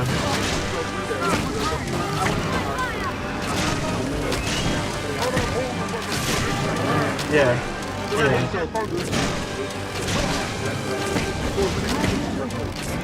Oh, it's the Skype, because that one wouldn't do the Skype. Well, I finally got Skype to work, but I couldn't get ADE to recognize the microphone. Like, I could get it to recognize it like system-wide, but not in Skype. Or I could get it to in Skype, but not system-wide. Or with the audio, it's not recognized. Yeah. Welcome to the Windows Podcast. This is the Windows Podcast. But anyways, I like to complain about Windows. Well, I mean, yeah, you know I said I'm going back to Ubuntu, right? But the laptop I have is a Dell, which means that every time it has a BIOS update, I need Windows to do it. Right? I tried to install Wine once. So I was like, okay, maybe I can just go into Wine and do it. Yeah, that was a nightmare, so I was just like, okay. So last time what I did was whatever you're doing right there, okay, so yeah, last time what I did was I took, because I had an image of the original drive, so I just put in the second hard drive, booted to that, did the BIOS update, and then put the Linux back in. But this time, because I'm switching back to Ubuntu, I'm thinking I'm probably just gonna throw Windows 10 back on and do a dual boot with Ubuntu, and then put my other distros on the external. So I'm gonna be doing the Windows thing, giving it a try. I don't know why. I haven't tried it all that often. Yeah. I don't know. Like I have a 1 terabyte drive in this computer. So I did use this Oh yeah. And I only ever want to operating systems. I've never tried anything crazy like the free. Yeah. Well, that's what I got right now, so. And then I got 3. I got Linux Mint is on my internal, and then I got Ubuntu on one external SSD and Kali on the other external SSD. It's easy with Linux, because all you have to do is you just do your installations like usual. Just you point to the external drive, and then once it's done, you boot into your distro and you do the update grub command, and it will actually search all the drives and find the other distros and put it into the grub loader. So you don't have to use the boot menu instead, which is what I was thinking you'd have yeah, to do. Yeah. Hmm. So it's pretty. I mean, once I throw Windows in there, I'll see. You know, that's probably gonna just fuck shit up. So. Oh, Windows usually does. Well, all right. So I booted into Windows. It was like 3 o'clock this morning, right? After the power came back on, and I got Windows installed on my computer. And, you know, I was looking at it, like, Windows 10's not all that bad. You know, it's it looks nice. It has all these nice applications that Linux doesn't have, like Hearthstone, and that's the only one that I could name. But then I used it. I install Linux a lot, right? Yeah, I go from distro to distro. You know this about me, right? So I install it a lot. So I'm really, really good at it. And something I realized is that Windows is really hard to set up.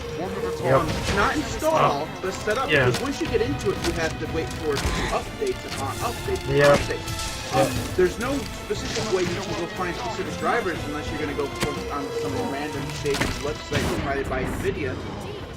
The correct way you're supposed to do it now is wait for Windows to find it for you, and sometimes it doesn't find it for you at all.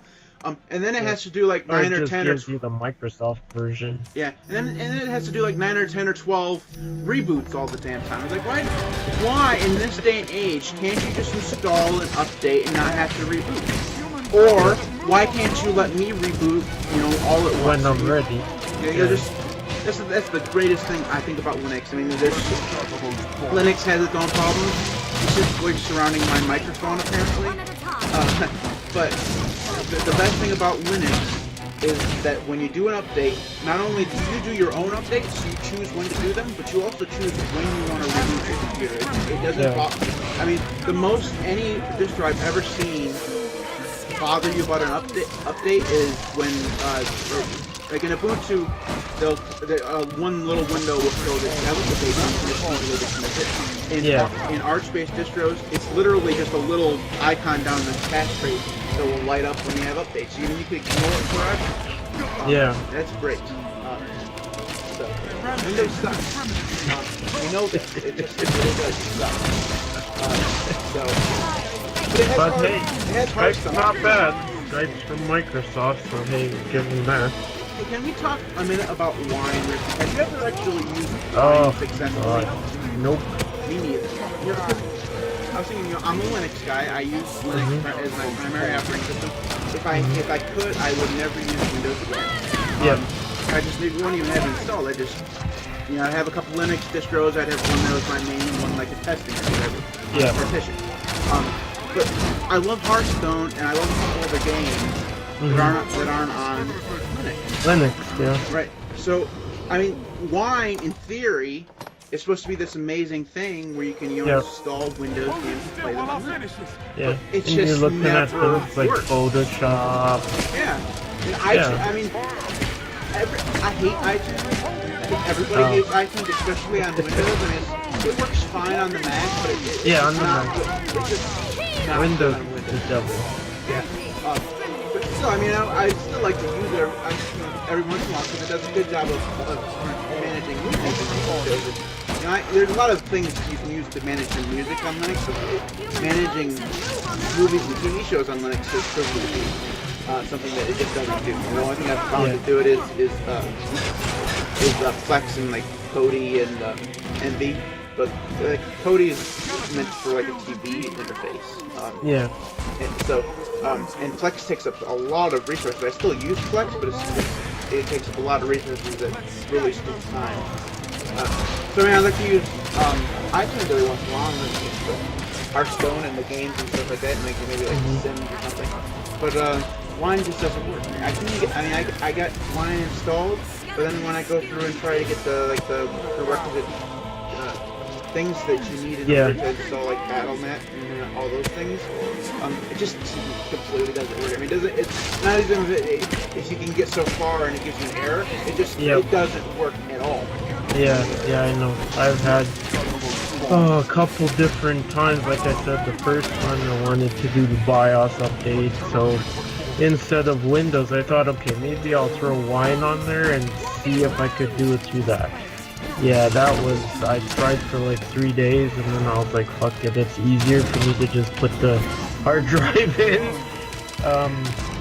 Another time, I was trying to run, I think it was like some sort of emulator or something, which of course would only run on Windows. So I said, okay, let me try and install Wine. Yeah, that was a pain in the ass. So then eventually I said, okay, because I have a Windows machine at work, so I said, okay, fuck it, I'll just put it on the Windows machine at work, see how it works, test what I need to. Yeah, Wine for me is like a total loss. I would like to see somebody actually use it. I'd love to see someone that loves it and says, oh, it's easy to install. You just do this and this and this, and look, here, it works. Yeah, I think later this afternoon I'm gonna look up some videos on YouTube. I mean, somebody has to eventually somewhere in the world have been successful doing something. There's instructions. There's like step-by-step instructions on the internet how to get Wine to play on the next, which is basically the same thing to run Hearthstone. Literally do this. I get to like step 1 and it's already failed. Usually, it has like a wizard or whatever they go through and they'll install it on your hard drive and they have the dependencies and stuff. But it will get maybe the second screen or whatever, and it either sits there for like hours and hours and hours not doing anything, or it crashes. Well, I'm glad to see, because I used to think maybe it's my hardware or whatever, so I'm glad to see it's not only me. Well, see, I thought that it was just my real computer. Like, okay, so maybe Wine doesn't, accept I have a brand new laptop that I bought last year, has standard Intel integrated graphics and an Intel processor, nothing eccentric, and it still didn't work. That one has Windows on it too. Because I want to play Hearthstone, and Hearthstone on my 5-inch cell phone is kind of terrible. So, our topic for this time is GNOME. You and I have been using GNOME probably off and on for the last 3 weeks. For a while. Now, I have used GNOME since we decided to do this review on Arch. I've used it on Fedora. I've used it on Ubuntu. So, because I wanted to get kind of an idea of how their implementations of GNOME are different, right? So, I think from what I saw, Fedora and Arch pretty much have the same philosophy when it comes to GNOME. It's pretty much straight stock GNOME shell. Everything is just exactly the way that GNOME puts it out. Whereas Ubuntu, they've done some tweaks on it to make it look more like Unity, right? And they did that last year in 17.10, and they've tweaked it a little bit more in 18.04, which just came out yesterday. So I've used all three. And I think I've ranted about this before when we were talking about desktop environments, but I don't like GNOME at all, Ricky. Really? Not at all. Okay. So we're on opposite sides. Yeah, so let me talk about a couple things that I do like. So, of all the desktop environments that I've used, GNOME has the easiest and best way of theming possible. I mean, everything's from a cohesiveness perspective on GNOME. It looks the best because I think that's where most people focus. They're developing focus on developing themes for GTK3, which is what GNOME uses. Yeah. And there's a lot of themes. But the thing is, I think that GNOME is owned by Apple, Ricky. I think that this is a true thing because you know they behind the scenes. Well, so Apple has this tendency to do things that aren't necessarily in their users' best interest, like remove the floppy drive or remove the headphone jack, or they won't let you move your icons wherever you want on your screen on your iPhone, like, that sort of thing. Is something More theming in OS. Right. GNOME kind of has the same kind of attitude. Like in the most recent GNOME, you can't put icons on the desktop without Oh, you're right. I noticed that, but I mean, I hadn't played around with it too long, so I just thought maybe I was missing it. Yeah, it's just it's not that you can still get it back, but you have to install GNOME Tweak Tools, right? So that's the thing. Is one of the best things about GNOME is its ability to use themes. But out of the box, from a user perspective, which is what we're trying to kind of come at this as, at least to begin with, you can't theme GNOME at all. You have to install GNOME Tweak Tools in order for it to work. And if you don't, I mean, obviously, if you're using Linux, chances are you know to go on the internet and say, how do I theme GNOME? Yeah. And then it's going to walk you through installing GNOME Tweak Tools. It's not as bit hard, but if you're just coming from Windows and you've managed to get to start, theming and tweaking those things is probably one of the reasons why you came to Linux. GNOME Tweak Tools isn't installed right off the bat. Yeah, by default. Yeah, you have to go through and you have to install it, either through apt or the AUR or whatever. And that's just terrible. And the only way I've ever found GNOME to be palatable to me is by using GNOME extensions. And again, the only way you can use those is if you have the GNOME Tweak Tools. And even then, there's an additional requirement of you in order to install GNOME extensions. You have to do that through the terminal. Yeah. Or through their online doohickey, which will apparently do it for you. Again, the reason why I like KDE isn't because it's like the most cohesive thing in the world. It has this big gigantic settings app on KDE where there's like everything you can tweak in the world. It lives in this one place, and that's great. But the reason why I do like it is because it's there from the beginning. I don't have to go through and install a whole bunch of different things. It would be like if you wanted to use iTunes on Mac, and you wanted to go through and install. If you actually wanted to use all of its features, you'd have to add them all in by yourself. GNOME seems incomplete to me because there's so many things that they don't want you. It seems like they don't want you to theme. They don't want you to be able to put icons on the desktop. They've taken out the ability, so you don't know, like Dropbox and a whole bunch of those other things have like icon trays. Icons in the icon trays. GNOME has gotten rid of that completely. It's gone, right? You can get it back if you use like a GNOME extension, but it's otherwise for just regular everyday people, it's gone. So if you have Dropbox installed and you're just running straight up GNOME, you have no way of knowing whether or not Dropbox is running. None. Shit, now I'm gonna have to check that on Ubuntu. Yeah, it's just not. I think Ubuntu is actually this is just straight stock GNOME. I think Ubuntu. Oh, might have tweaked it. So. Yeah, I think that they added in the extension to.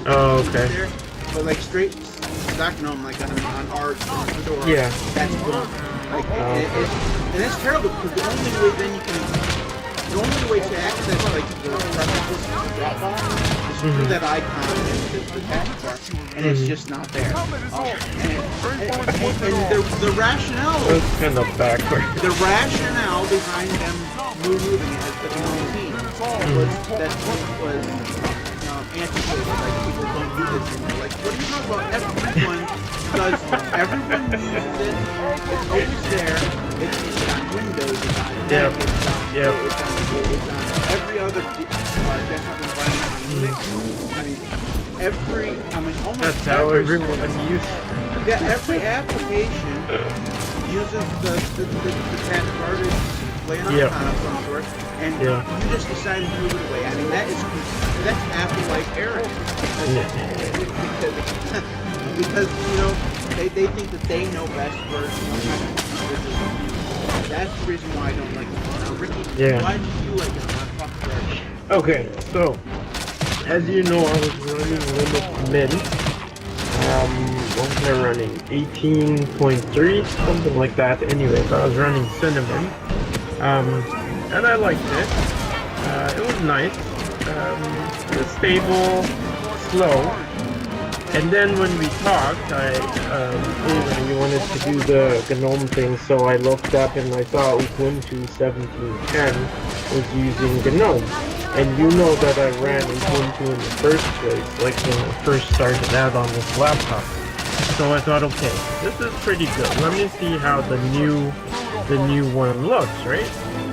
So I loaded it up in an external SSD because I didn't want to put it on my internal unless I knew like the problems I had with Ubuntu before were all gone.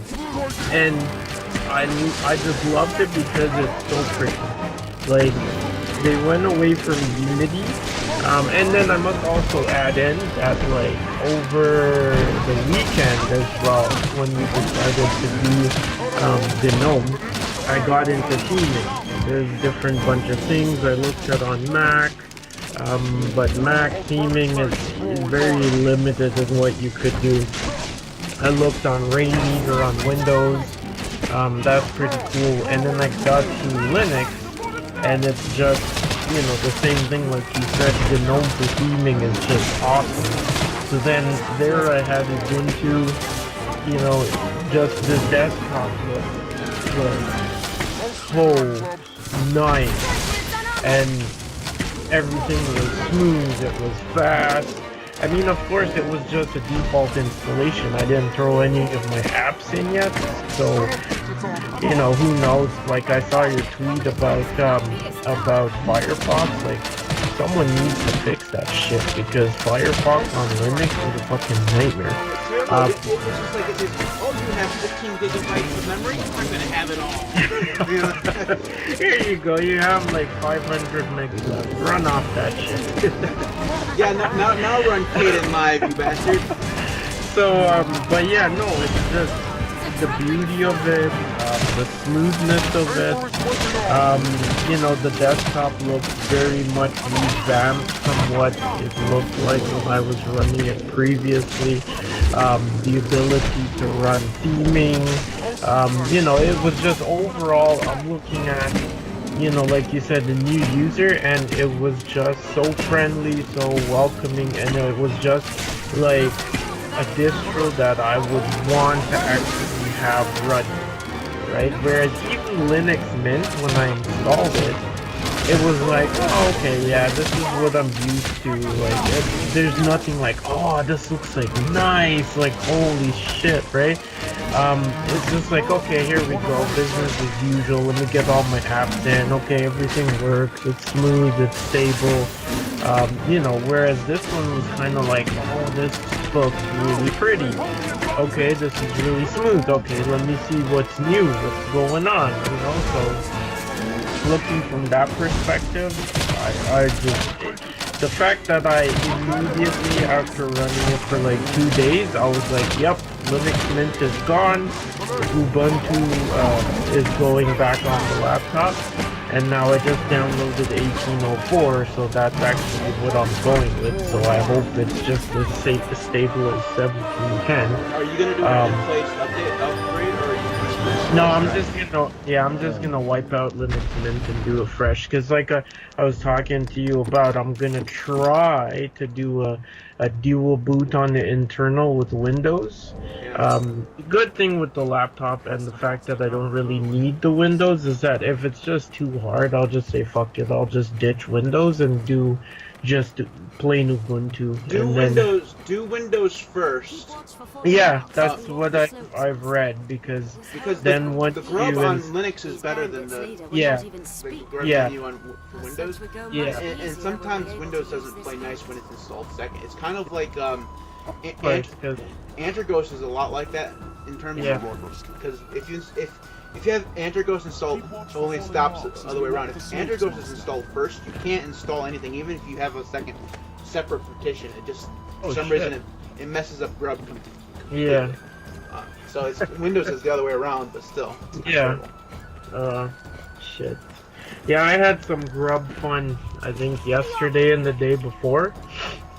Because the way I had it, or I still have it now, so I have Linux Mint on my internal, and then external I have Kali Linux and Ubuntu. But the grub loader was using the Kali Linux grub loader, which means that once I unplug the external and take the laptop anywhere, it can't boot, because it can't find that grub loader anymore, right? So I was like, what the fuck? Like, how? I need to get it using the Linux Mint grub loader. So I had to go through all these sites and use different commands, and eventually I got it going. So now it's nice. It's using the Linux Mint loader. It sees Ubuntu, Kali, and Linux Mint. So it's like perfect setup. So now I can wipe it and start over from scratch. Yeah. Well, maybe we should talk a little bit about Ubuntu going from Unity to GNOME. Unity. So that's one of the Ubuntu used to use GNOME. That was where they started out. Was just they used straight up GNOME 2, and then when GNOME 3 came out, everyone hated GNOME 3. I mean, like everyone. That's the reason why there's Mate and the reason why there's Cinnamon, right? And those are forks of GNOME 2 because they look a little bit more like Windows, and I think they're they're a little bit more standard. So if you're coming in from Windows, you use Mate or you use Cinnamon, and they're kind of they're familiar, right? Yeah. Canonical wanted Ubuntu to look different, and I think I was never really a Unity fan. One of the biggest kind of things that I realized when Unity went away was that Unity was kind of like the only desktop that looked different. At least in terms of main desktop environments, Unity looked different. I mean, it had this big giant, panel along the side with the icons.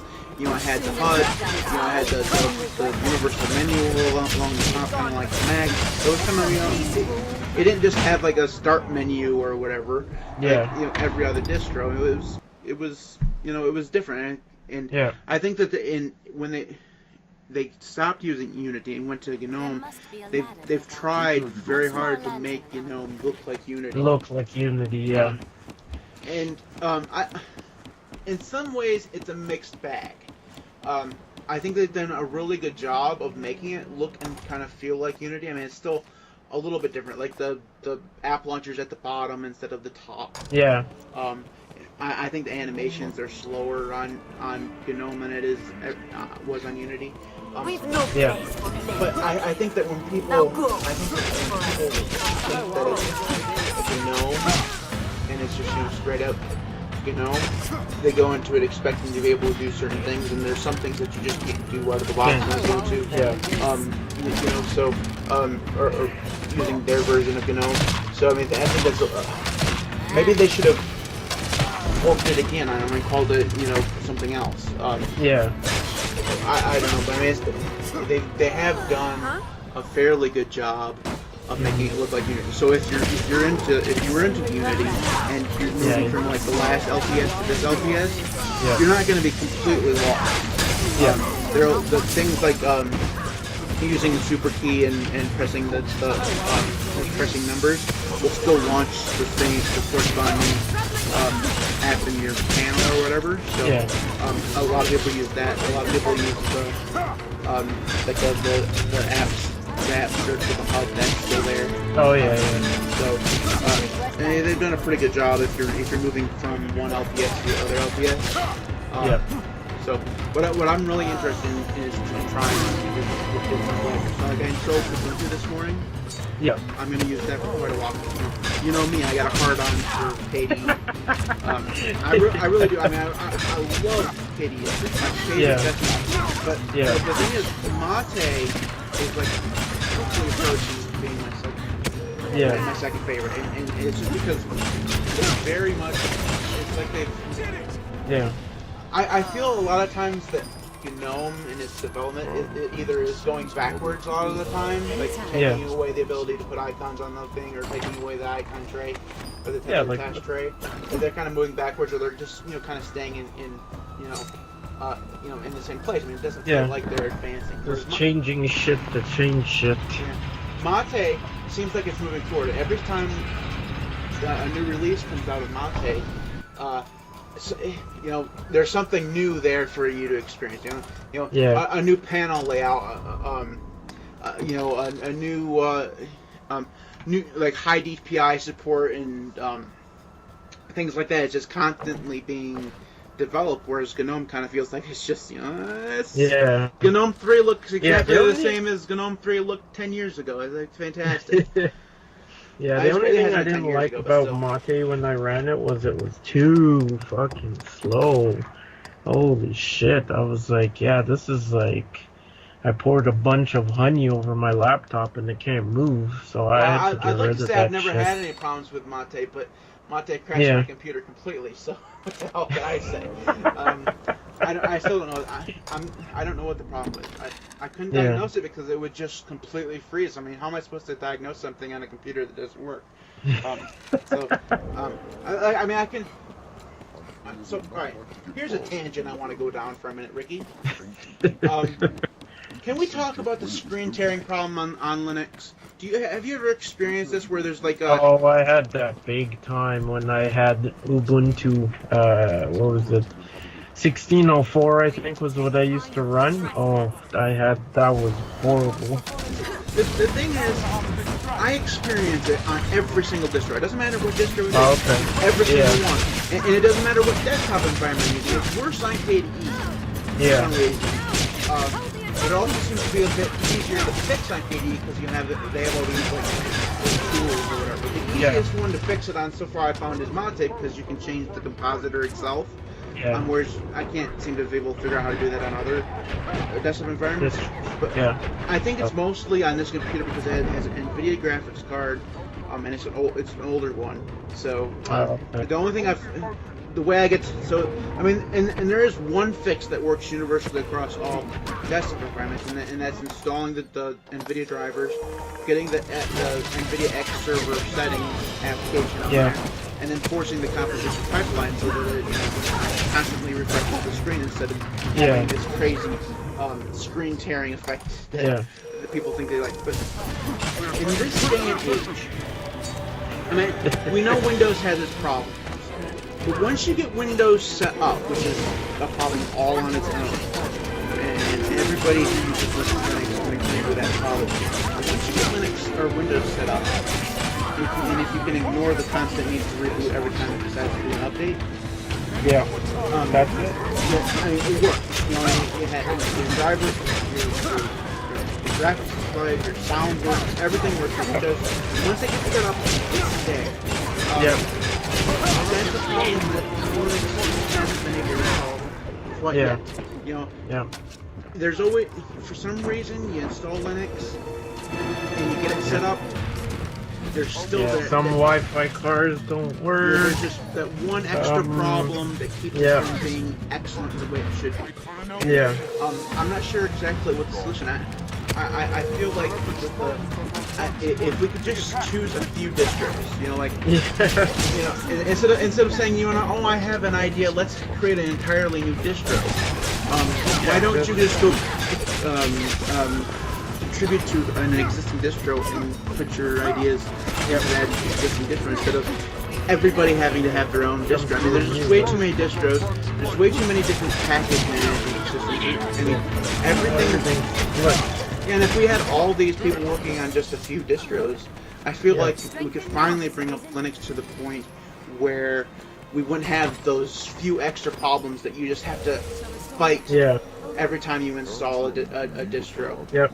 And it's just Because I remember one distro I installed and the Wi-Fi driver or the Wi-Fi couldn't work when I first installed, so I had to get Ethernet to find the driver, and then Wi-Fi worked, and then my sound card didn't work because I had to go in to I had to install I think it's ALSA mixer or something like that, and it's like, holy shit, I mean, and that's just to get it set up. You've not even started to use it yet. You know what I mean? I mean, Wi-Fi is everywhere, man. Like, you trying to tell a regular user, oh, you got to get your Ethernet cable. That's like, they're gonna, look at you like, are you for real? Well, yeah, it's like, Ricky, it's like a car. If you bought a car and the steering wheel didn't work, I mean, that'd be a problem, right? There are certain things in an operating system that just have to work. When you install it, there are certain things that have to work. The graphics drivers have to work right out of the box. The internet has to work right out of the box. The sound has to work right out of the box. And if it doesn't, you're failed. I mean, cars don't drive without tires or a steering wheel. I mean, there's certain things that they have to have. I mean, there's certain things that they can leave out, like automatic windows or heated seats or whatever. Those things completely optional. That's what makes cars more expensive in certain places, right? Yeah. But there's just certain things that have to work. Otherwise, you're not going to get to go where you want to go. And that's the same thing on Linux. There's certain things that you can pull out to make your distro different or whatever. But there's certain things that have to work. And even now, I mean, it's so much better, Ricky. I mean, it's so much better right now than it was 10 years ago, right? Oh, I know that for sure. But it's still just not. It's not. It's not there yet. On KDE, as I experienced today, the reason why I'm recording on Windows, the sound selection is not quite there. It works. It works when you just have speakers in, but when you plug in something that's eccentric like a microphone, it just doesn't work for some reason. It's like it doesn't know, where am I supposed to be sending the signal, or where am I supposed to be getting the signal from? It's not good. On every distro I've ever tried, the screen tearing thing is stupid. So I mean, there's those things that it's just.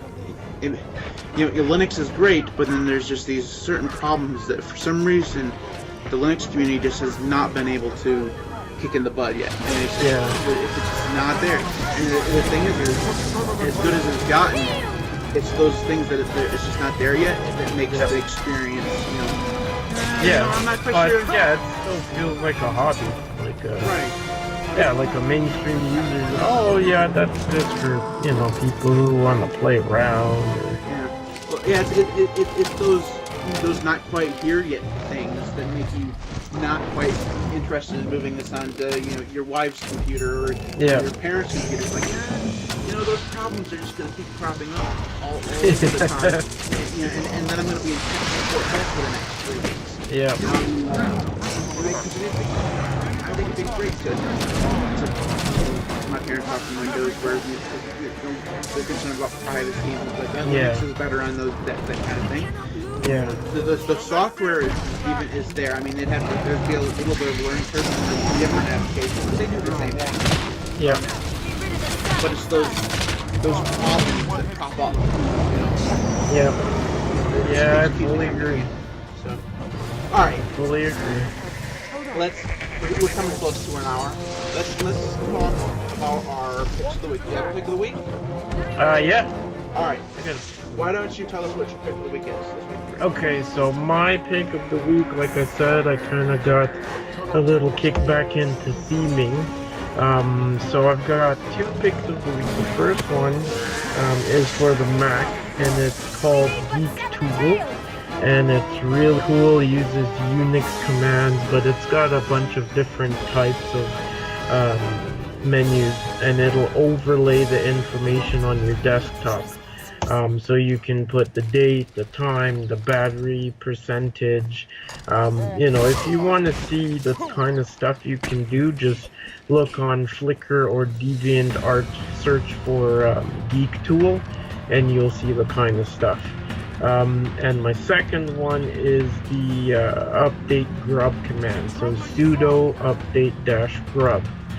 And that is my pick just because, like I said, I was having grub loader issues. And so when you do that command, what it will do is it will go through, it'll apply any changes you've made to the grub loader, but it will also search for any other distros that are installed. So if you have multi-boot, for instance, this is a great way to get your grub loader showing all your different distros. So that command is, those are my picks. That's cool. Alright, so I have two recommendations. One, Don't worry. I am So- here. Are you all right? one of the areas on Anytime. Linux that I've struggled with since coming to Linux full time is a to-do list app. I mean, they have quite a few of them, but very few of them are cross-platform. You know, where you can have it on your computer, you can have it on your phone, you can have it on Windows, whatever. Now, like Todoist is what I used to use before, but they didn't have a Linux app. All they had was a Chrome extension, which was god awful. So I just, I never used it. I just wrote things down on paper like a caveman. But so I found one that finally is cross-platform, and it's called AO. Literally just AO. Now, basically, what it is front end. Now, it isn't an Electron app, so it does take up some resources that you probably shouldn't. But you kind of put up with that because it's an Electron app. It's a front end for Microsoft To Do. I've never used Microsoft To Do before, but it does allow you to use your Microsoft account to create to-dos, and then there's an Android app, there's an iOS app that not in terms of AO, but it has Microsoft on those platforms. Microsoft has their own apps, right? But those sync with AO that you can sync your tasks back and forth, kind of like Google Tasks would do. And it's free, obviously. I'm not sure what the licensing is. I doubt very much that it's open source, maybe because it's Microsoft. The app itself is just kind of like an Electron wrapper to get you to Microsoft To Do. So the other pick that I have is called MP3 Skype Recorder, which is what we're using to record today. Now, there's a version of this on Windows and Linux, so it is on both places. They're quite a bit different. I trust the one on Linux quite a bit more. I wasn't quite sure the one on Windows was going to work, but it appears to be working. Cross our heart and hopes that we can just So next time we record, we'll either redo the exact same topic because we didn't record it properly the first time. But we'll drop out this recommendation. We'll double down. It's not as if, Ricky, we've never done that before. I know, I'm just gonna We've only been doing this for, oh goodness, 9 years. Oh, Ricky, we've been doing, you and I, let's take a moment. We got about 6 minutes left. Let's talk about our history together, Ricky. You and I have a history together. In 2009, you and I were members of a chat room. At the time, it was, what, TipP? The iPhone blog? Oh my goodness, that was so long ago. We should contact Renee. Like, do you remember when you were TipP? Like, way back in the day.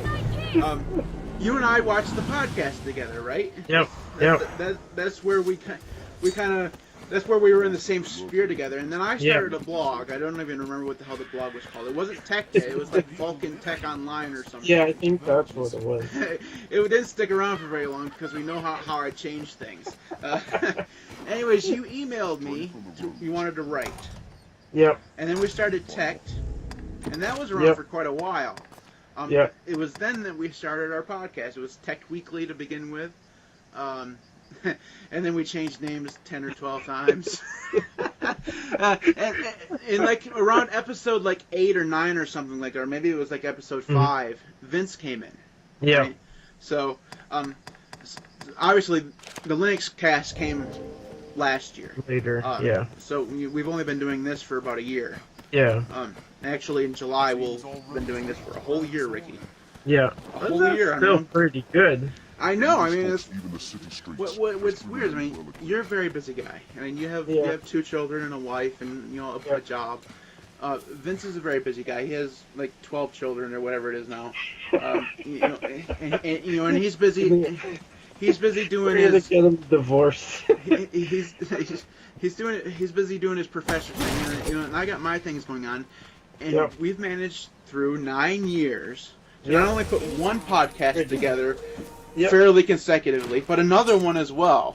Yeah, that's really impressive for people. Yeah, that's pretty impressive. I mean, there's a lot of. I mean, we still don't have anybody listening to the podcast, but. But another 9 years. Maybe the thing is, though, that Ricky, that's not even true. Is if you look at YouTube, we sometimes have people watch those videos on there, and those are completely unedited, right? Yeah. Those are just us bullshitting all the time for an hour. There's no music at the beginning. There's no hey, this is the LinuxCast. We're just we don't even do an intro in this show. Yeah. We just start talking. Yeah. And people do listen to it. And on Pocket Cast, you know what Pocket Cast is, Ricky? It's on your phone. They actually have provided some stats. Now, like, we're not ranked or anything, but we have like 1,000 subscribers just in that one app. Yeah. And the LinuxCast and the 3cast is like 2,000 subscribers. It's kind of like crazy. Yeah, that's pretty cool. And if you think about all the people that we've had as well, right? Like we had Karina was on for like 2 episodes. Yeah, and Paul was around. And then there was Paul. Yeah, he was around for like 3 weeks. Yeah, he was, and then there was another guy too. Yeah, we actually interviewed that guy from like Viber or whatever it was. There was some random app that contacted us. We interviewed him. Yeah.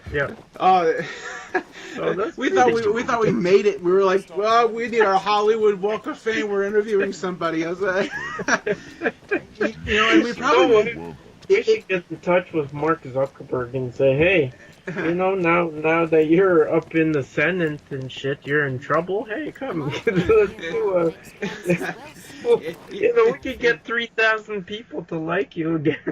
Now that we know who you are, you merit our attention.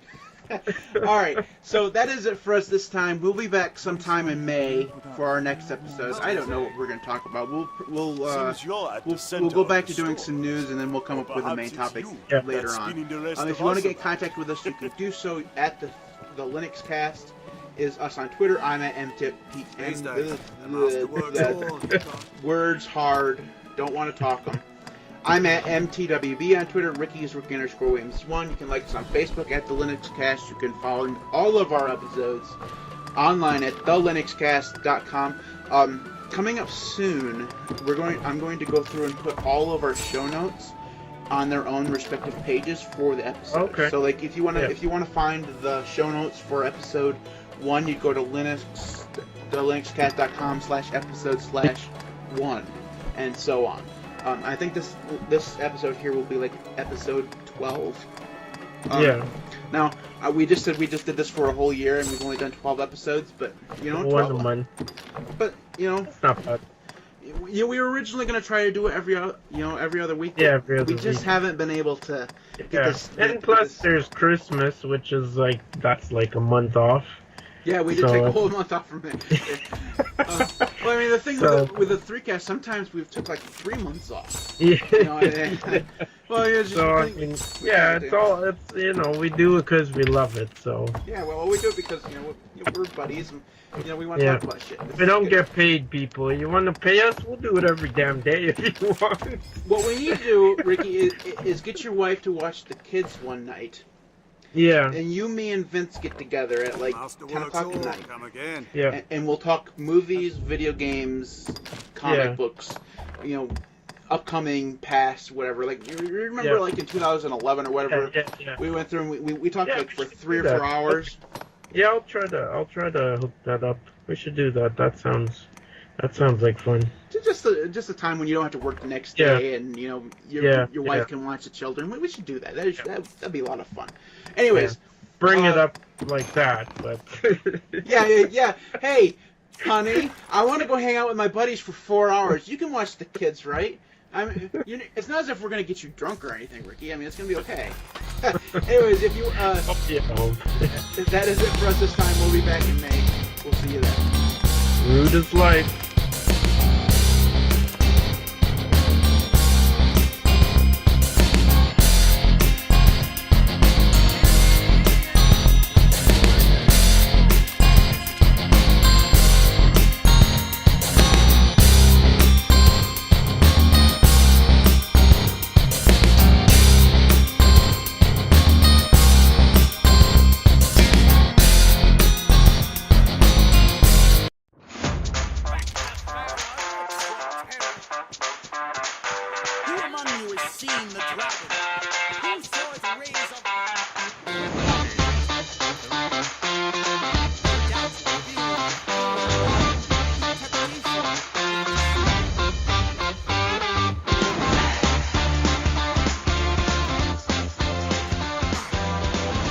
Hey everybody, welcome back to the TheLinuxCast. I'm your host Matt. And I'm Tyler. So, welcome to the TheLinuxCast. I am very happy that we're here. We did miss last week. Tyler was sick as a dog, so we had to take last week off. So he's feeling better, which is always a good thing. And I am here. I don't know about feeling ready and raring to go and doing this, but you know what? By the time we get into it, I'll find my motivation. Also, I can't see anything because my glasses are here and not on my face. So, Tyler, while I'm putting my glasses on, you can tell us what you've been doing in the world of FOSS this week. Well, so when I got sick, as soon as I started feeling better, like I could actually I didn't even want to sit down and use the computer. I felt so bad. But as soon as I started feeling better, I immediately did what I'm best at and started distro hopping aggressively. And so I tried a whole bunch. I tried out a whole bunch of different distros, hopped. I checked out like Garuda Dragon Eyes for the first time in a long time. I tried out a whole bunch of different stuff. Very much was enjoyable trying out everything, but I ended back up on OpenBSD, which I did not think was going to happen, but with Mental Outlaw giving me a shout out and talking about my OpenBSD content, I was like, you know what? It has been a while since I've checked out OpenBSD, and then I wasn't going to keep running it because they still have not been able to fix the ACPI error with my motherboard. I have a Gigabyte board. It has like some super IO BS with it, and so whenever the ACPI part of the kernel like loads and during boot up, it just like all my fans will just stop spinning on motherboard headers. But I just plugged in my Noctua fan with a what's that thing called, the low noise adapter. I plugged that into the Molex in my computer, and obviously cooling's fine, so I just went ahead and started using it, and man, it's been nice. It's been nice getting back into it. I really like OpenBSD, and I've also been playing some games on it, and by games I mean stuff like I played Far Cry Primal earlier on OpenBSD, which was kind of fucking awesome. And let's see, I played golf with your friends. I played a whole bunch of different games, but we'll talk about what that was through towards the end, because that's actually like my thing of the week. Yeah. Okay. Yeah. It's been nice. I have some comments on your OpenBSD thing in a minute, but I need to address the chat. Yes, Tyler's audio is out of sync. If you're watching this live, or you're watching this later, yes, Tyler's audio sometimes goes out of sync. He's on OpenBSD, as you just heard, and that's not a real operating system. It's fake, so it has some issues. If he was using a real man's operating system, GNU/Linux, he wouldn't be having these issues. I'm just going to put that out there. Also, Ms. Love, thanks for the super sticker thing, whatever it is. I appreciate that. All right. Also, I have no clue what that sticker actually is. Oh, those are sunglasses. Okay. I think. Those are cool guy sunglasses. I am so old. These stickers. Well, back in my day, we actually had paper stickers. If you wanted a sticker, you had to unpeel it. So yeah, we're aware of the audio problems. We'll fix that once Tyler hops back to a real operating system. Once I do. Notice that I said when, and that leads me into my commenting on you. So first of all, congratulations on the call out by Mental Outlaw. That was pretty awesome. I'm assuming that your subscribers went up a little bit. Yeah. Since the shout out, I've gained like 500 to 600 subscribers. That's really cool, man. Which is really nice. But I will go ahead and say I'm much happier. Root has gained a lot more subscribers from the shout out, which I really like. If you're really looking for OpenBSD content, I mean, sure, I've got it, but I'd highly recommend checking out Root's channel. He's a great guy, and he's got some fantastic OpenBSD content. So I'm glad his channel's getting a lot of recognition. Just great. Yeah, the funniest part about the whole Mental Outlaw thing was that he shouted you out for OpenBSD content when your latest ones had nothing to do with OpenBSD. Yeah. He was talking about my OpenBSD content, and when you loaded up my channel, all you see is my Unreal Engine 5 live streams on Windows. like it was on Windows, and it was the furthest thing you could get away from OpenBSD. Yeah. It was so funny. Yeah. Anyway, so the last I knew, you were on Gen 2. So you went to OpenBSD because of the Mental Outlaw thing, or just was there something wrong with Gen 2? Well, I guess I should say yes to both, because I really wasn't thinking about going to OpenBSD, but because of everyone talking about the Mental Outlaw video, I was like, you know what, I should at least go ahead and give it a shot. So I mean, it's definitely a little bit because of the shout out, but yes, I was having issues on Gen 2 for some reason. Games that should just open weren't, and then I was like, you know what, well, before I just say screw it and just go to OpenBSD and do like just cloud gaming when I want a game, I was like, well, I will go ahead and try Ubuntu and see if like just if everything is just working, will I enjoy snaps? And the answer to that question is no. Like, snaps still have some issues. Like, definitely. They're not terrible, but they still get, like, it's such a nitpick, but the loopback devices with snaps is just so annoying. I know. It really is. There's so much about snaps that we could talk about, but we don't need to do that. We can wait until the main topic, actually.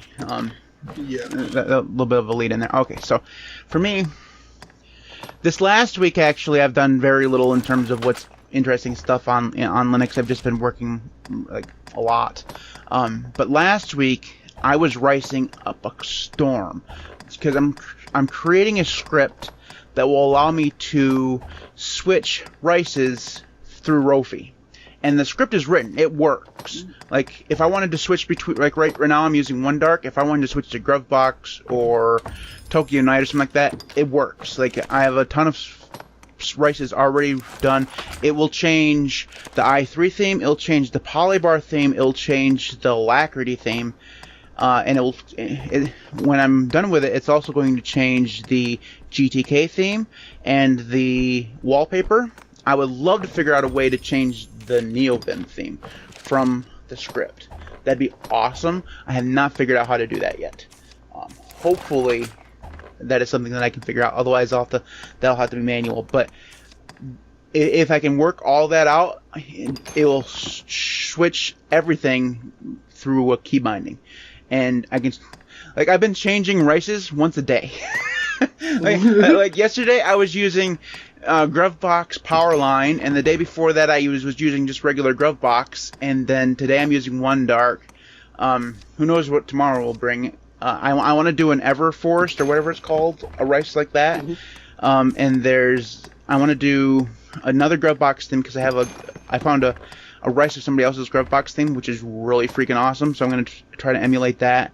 And then there's so many different themes that I can do. I'm going to have one of each, and then have like 50 or 60 different themes I can switch between. It's going to be awesome. And so I actually did that script on a stream, and when I did it, it was like, I don't know, 25, 30 lines, because I had one line for each theme. And I got it down now so it's one line after the array. So after it lists out all of the choices, and then the Rofi has the Rofi line where it pipes everything into Rofi, and then it has the part that it actually does the changing, and that's just one line. So I was really proud of that. That contribution was inspired by a fix that came through from Schmoig, whatever his name is, from the Discord. Yeah. So that was really fun. So I've been posting pictures of my rices on Discord. Like, you changed rices again? yeah, I did. You're never going to see me use the same rice 2 days in a row. Well, that's actually probably what I should do, is instead of like distro hopping all the time, just rice hop constantly. You should distro hop one more time away from BSD. I don't know.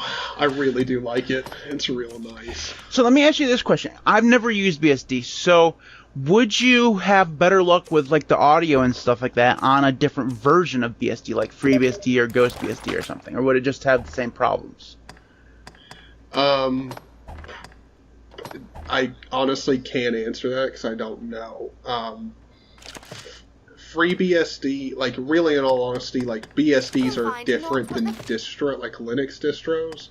Like, they're kind of similar. Like, Linux distros can be different. Like, they can have different default choices, like for audio, Pipewire, or Pulse.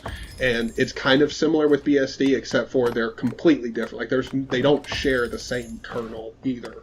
Like, FreeBSD's kernel is not completely, but it's massively different than the OpenBSD kernel, and so also their tools can be very different. And so for FreeBSD, I don't know, you might have more luck with audio issues, but really, in all honesty, the only audio issues that I have here is the delay through Discord, which I know is most likely just a Discord issue, because in other things like Jitsi, or I can't remember what the other, I don't think it was Element. I'm pretty sure it was something else, but it doesn't have issues. Was it TeamSpeak? I don't know, but another one of the chat applications.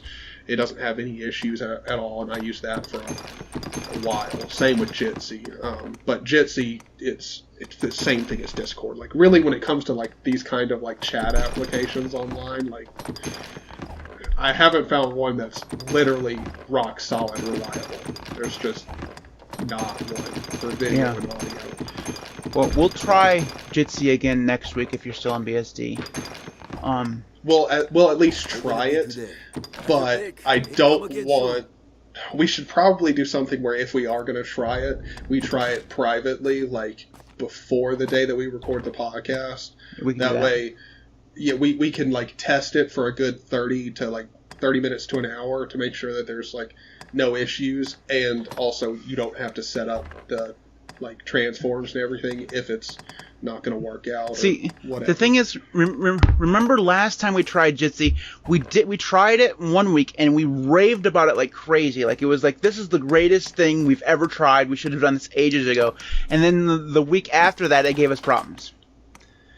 Yep.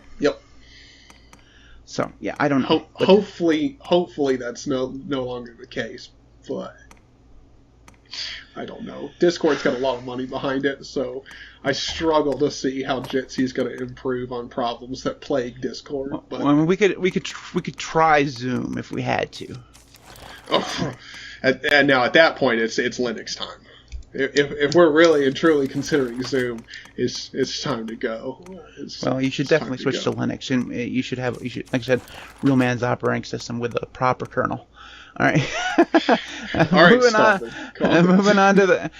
You can't win, by the way. Just to let you know that if you use Windows, I give you shit. You use BSD, I give you shit. Maybe if you. Even if I use Linux, I still get shit. I'm not using the right one. Well, you should be using Arch. I mean, it's just of course. I mean, the weeks you use Arch, you get no shit. Like you're using a proper distro then. Anyways, moving on to the contact information. If you want to get in contact with us, you can do so in any number of ways. You can find most of the stuff at TheLinuxCast.org, which is the website, which is not an updated website. Somebody messaged me, was like, you know that your website's way far behind, right? Like, yeah, I know.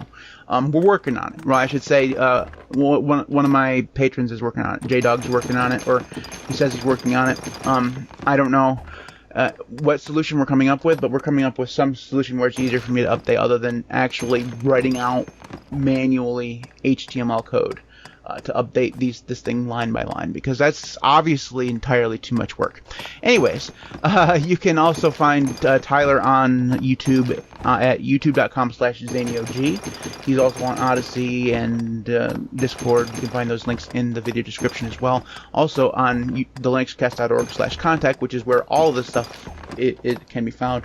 You can support us on Patreon at patreon.com/TheLinuxCast, and you can find daily Linux content, actual Linux content, none of this OpenBSD crap, at youtube.com/TheLinuxCast. Yes. I feel like I'm forgetting something. BSD content one of these days. Trust me. I've been asked to do BSD before. I was like, the thing is, and I'm sure it would get some like views or whatever. I'm sure it's not so far out of the realm of my audience that it would drive a whole bunch of people away, but I don't know. I think out of laziness or stubbornness, I just haven't done it. So maybe someday. Anyways, Tyler, every week you and I get together and we scour the interweb for the most updated breaking news stories, the only news that you'll ever see that actually matters. There's nothing else going on in the world other than the 2 links that we're about to share with you today. You tell them, buddy. Yeah, buddy. Come here. It's good news. Yeah. He's preparing to hear this name, Linus Torvalds. Yeah, that's right, buddy. But so my article is kind of interesting. I think some people will find it interesting. Others will be like, this is a meme. A meme is getting into the Linux distro or Linux kernel. But yeah, so Rust is definitely coming to the Linux kernel. And according to Linus Torvalds, it will be in the kernel very shortly, possibly, if not the next release. And really, I find it interesting that we are going to get Rust in the kernel. I think it's probably a good thing, but also to everybody who's like, this is super big news. I mean, Linus has said himself, they tried C++, introducing that in the kernel for a couple weeks, and then they just stopped. So there's definitely a good chance that could happen. This is not like the Linux kernel is going to slowly migrate to being 100% Rust. I mean, it's not that wild. It's just, hey, if you like Rust and you think that there's some benefits that come with Rust, then good, because it's getting introduced into the kernel too. And if you hate Rust, then, well, stop pouting, okay? It's fine. It's okay. It's just a language. It won't touch you. It's okay. There's no bad touch going on, okay? It's all right. So the thing about this is, for me, I find it more entertaining that the people who write about this in some like tech blogs have no clue what's happening because they're like, oh, the Linux kernel is going to be rewritten in Rust. Like, no, it's not. Like, the Linux kernel is like 30 million lines long. That is not getting rewritten in any other language. It's going to stay exactly as it is. Now, will we see pieces of it rewritten? Probably. But from what I've heard, it's mostly going to be drivers and stuff because where it will do the most good. They're according to Linus, really what they're looking for with Rust is its memory. It's like memory safety and like kind of management is something that they think is probably a good thing to have in the kernel, and it might make things just easier on them. But again, this is like a trial run, so who knows? It might go well. It might fizzle out real quick. Have no idea, but it's definitely interesting, especially if you're into Rust. There's probably, like, I would say there's probably going to, if the Linux kernel adopts Rust, that's a good thing for people who are not, I wouldn't say invested in Rust, but, have spent the time to, like, learn Rust and everything. There might be a practical implementation job-wise eventually with it. If things like the Linux kernel start adopting Rust and it becomes more of an industry standard, then if you've learned Rust, then that's awesome. You have an extra skill, an extra in your career path. But I really don't think this is news where, like, oh my god, yeah, the kernel's finally adopting Rust. It's going to fix so many problems. Like, no, it's just neat. It's some cool news happening. That's really it. The most entertaining thing that you can, like, you think the distro wars are bad. Like, people are like, oh, I use Arch, by the way. I use Gentoo. I use Slackware, whatever. You think those are bad. The most entertaining, like, debate is between developers who absolutely have their language that they like, and they hate other languages. So, like, if you are a C programmer, you despise Python. Like, you hate Python with a burning passion of 1,000 suns. If you're a Python developer, you hate Rust. Like, how dare this newcomer around the block come take our spotlight? Like, two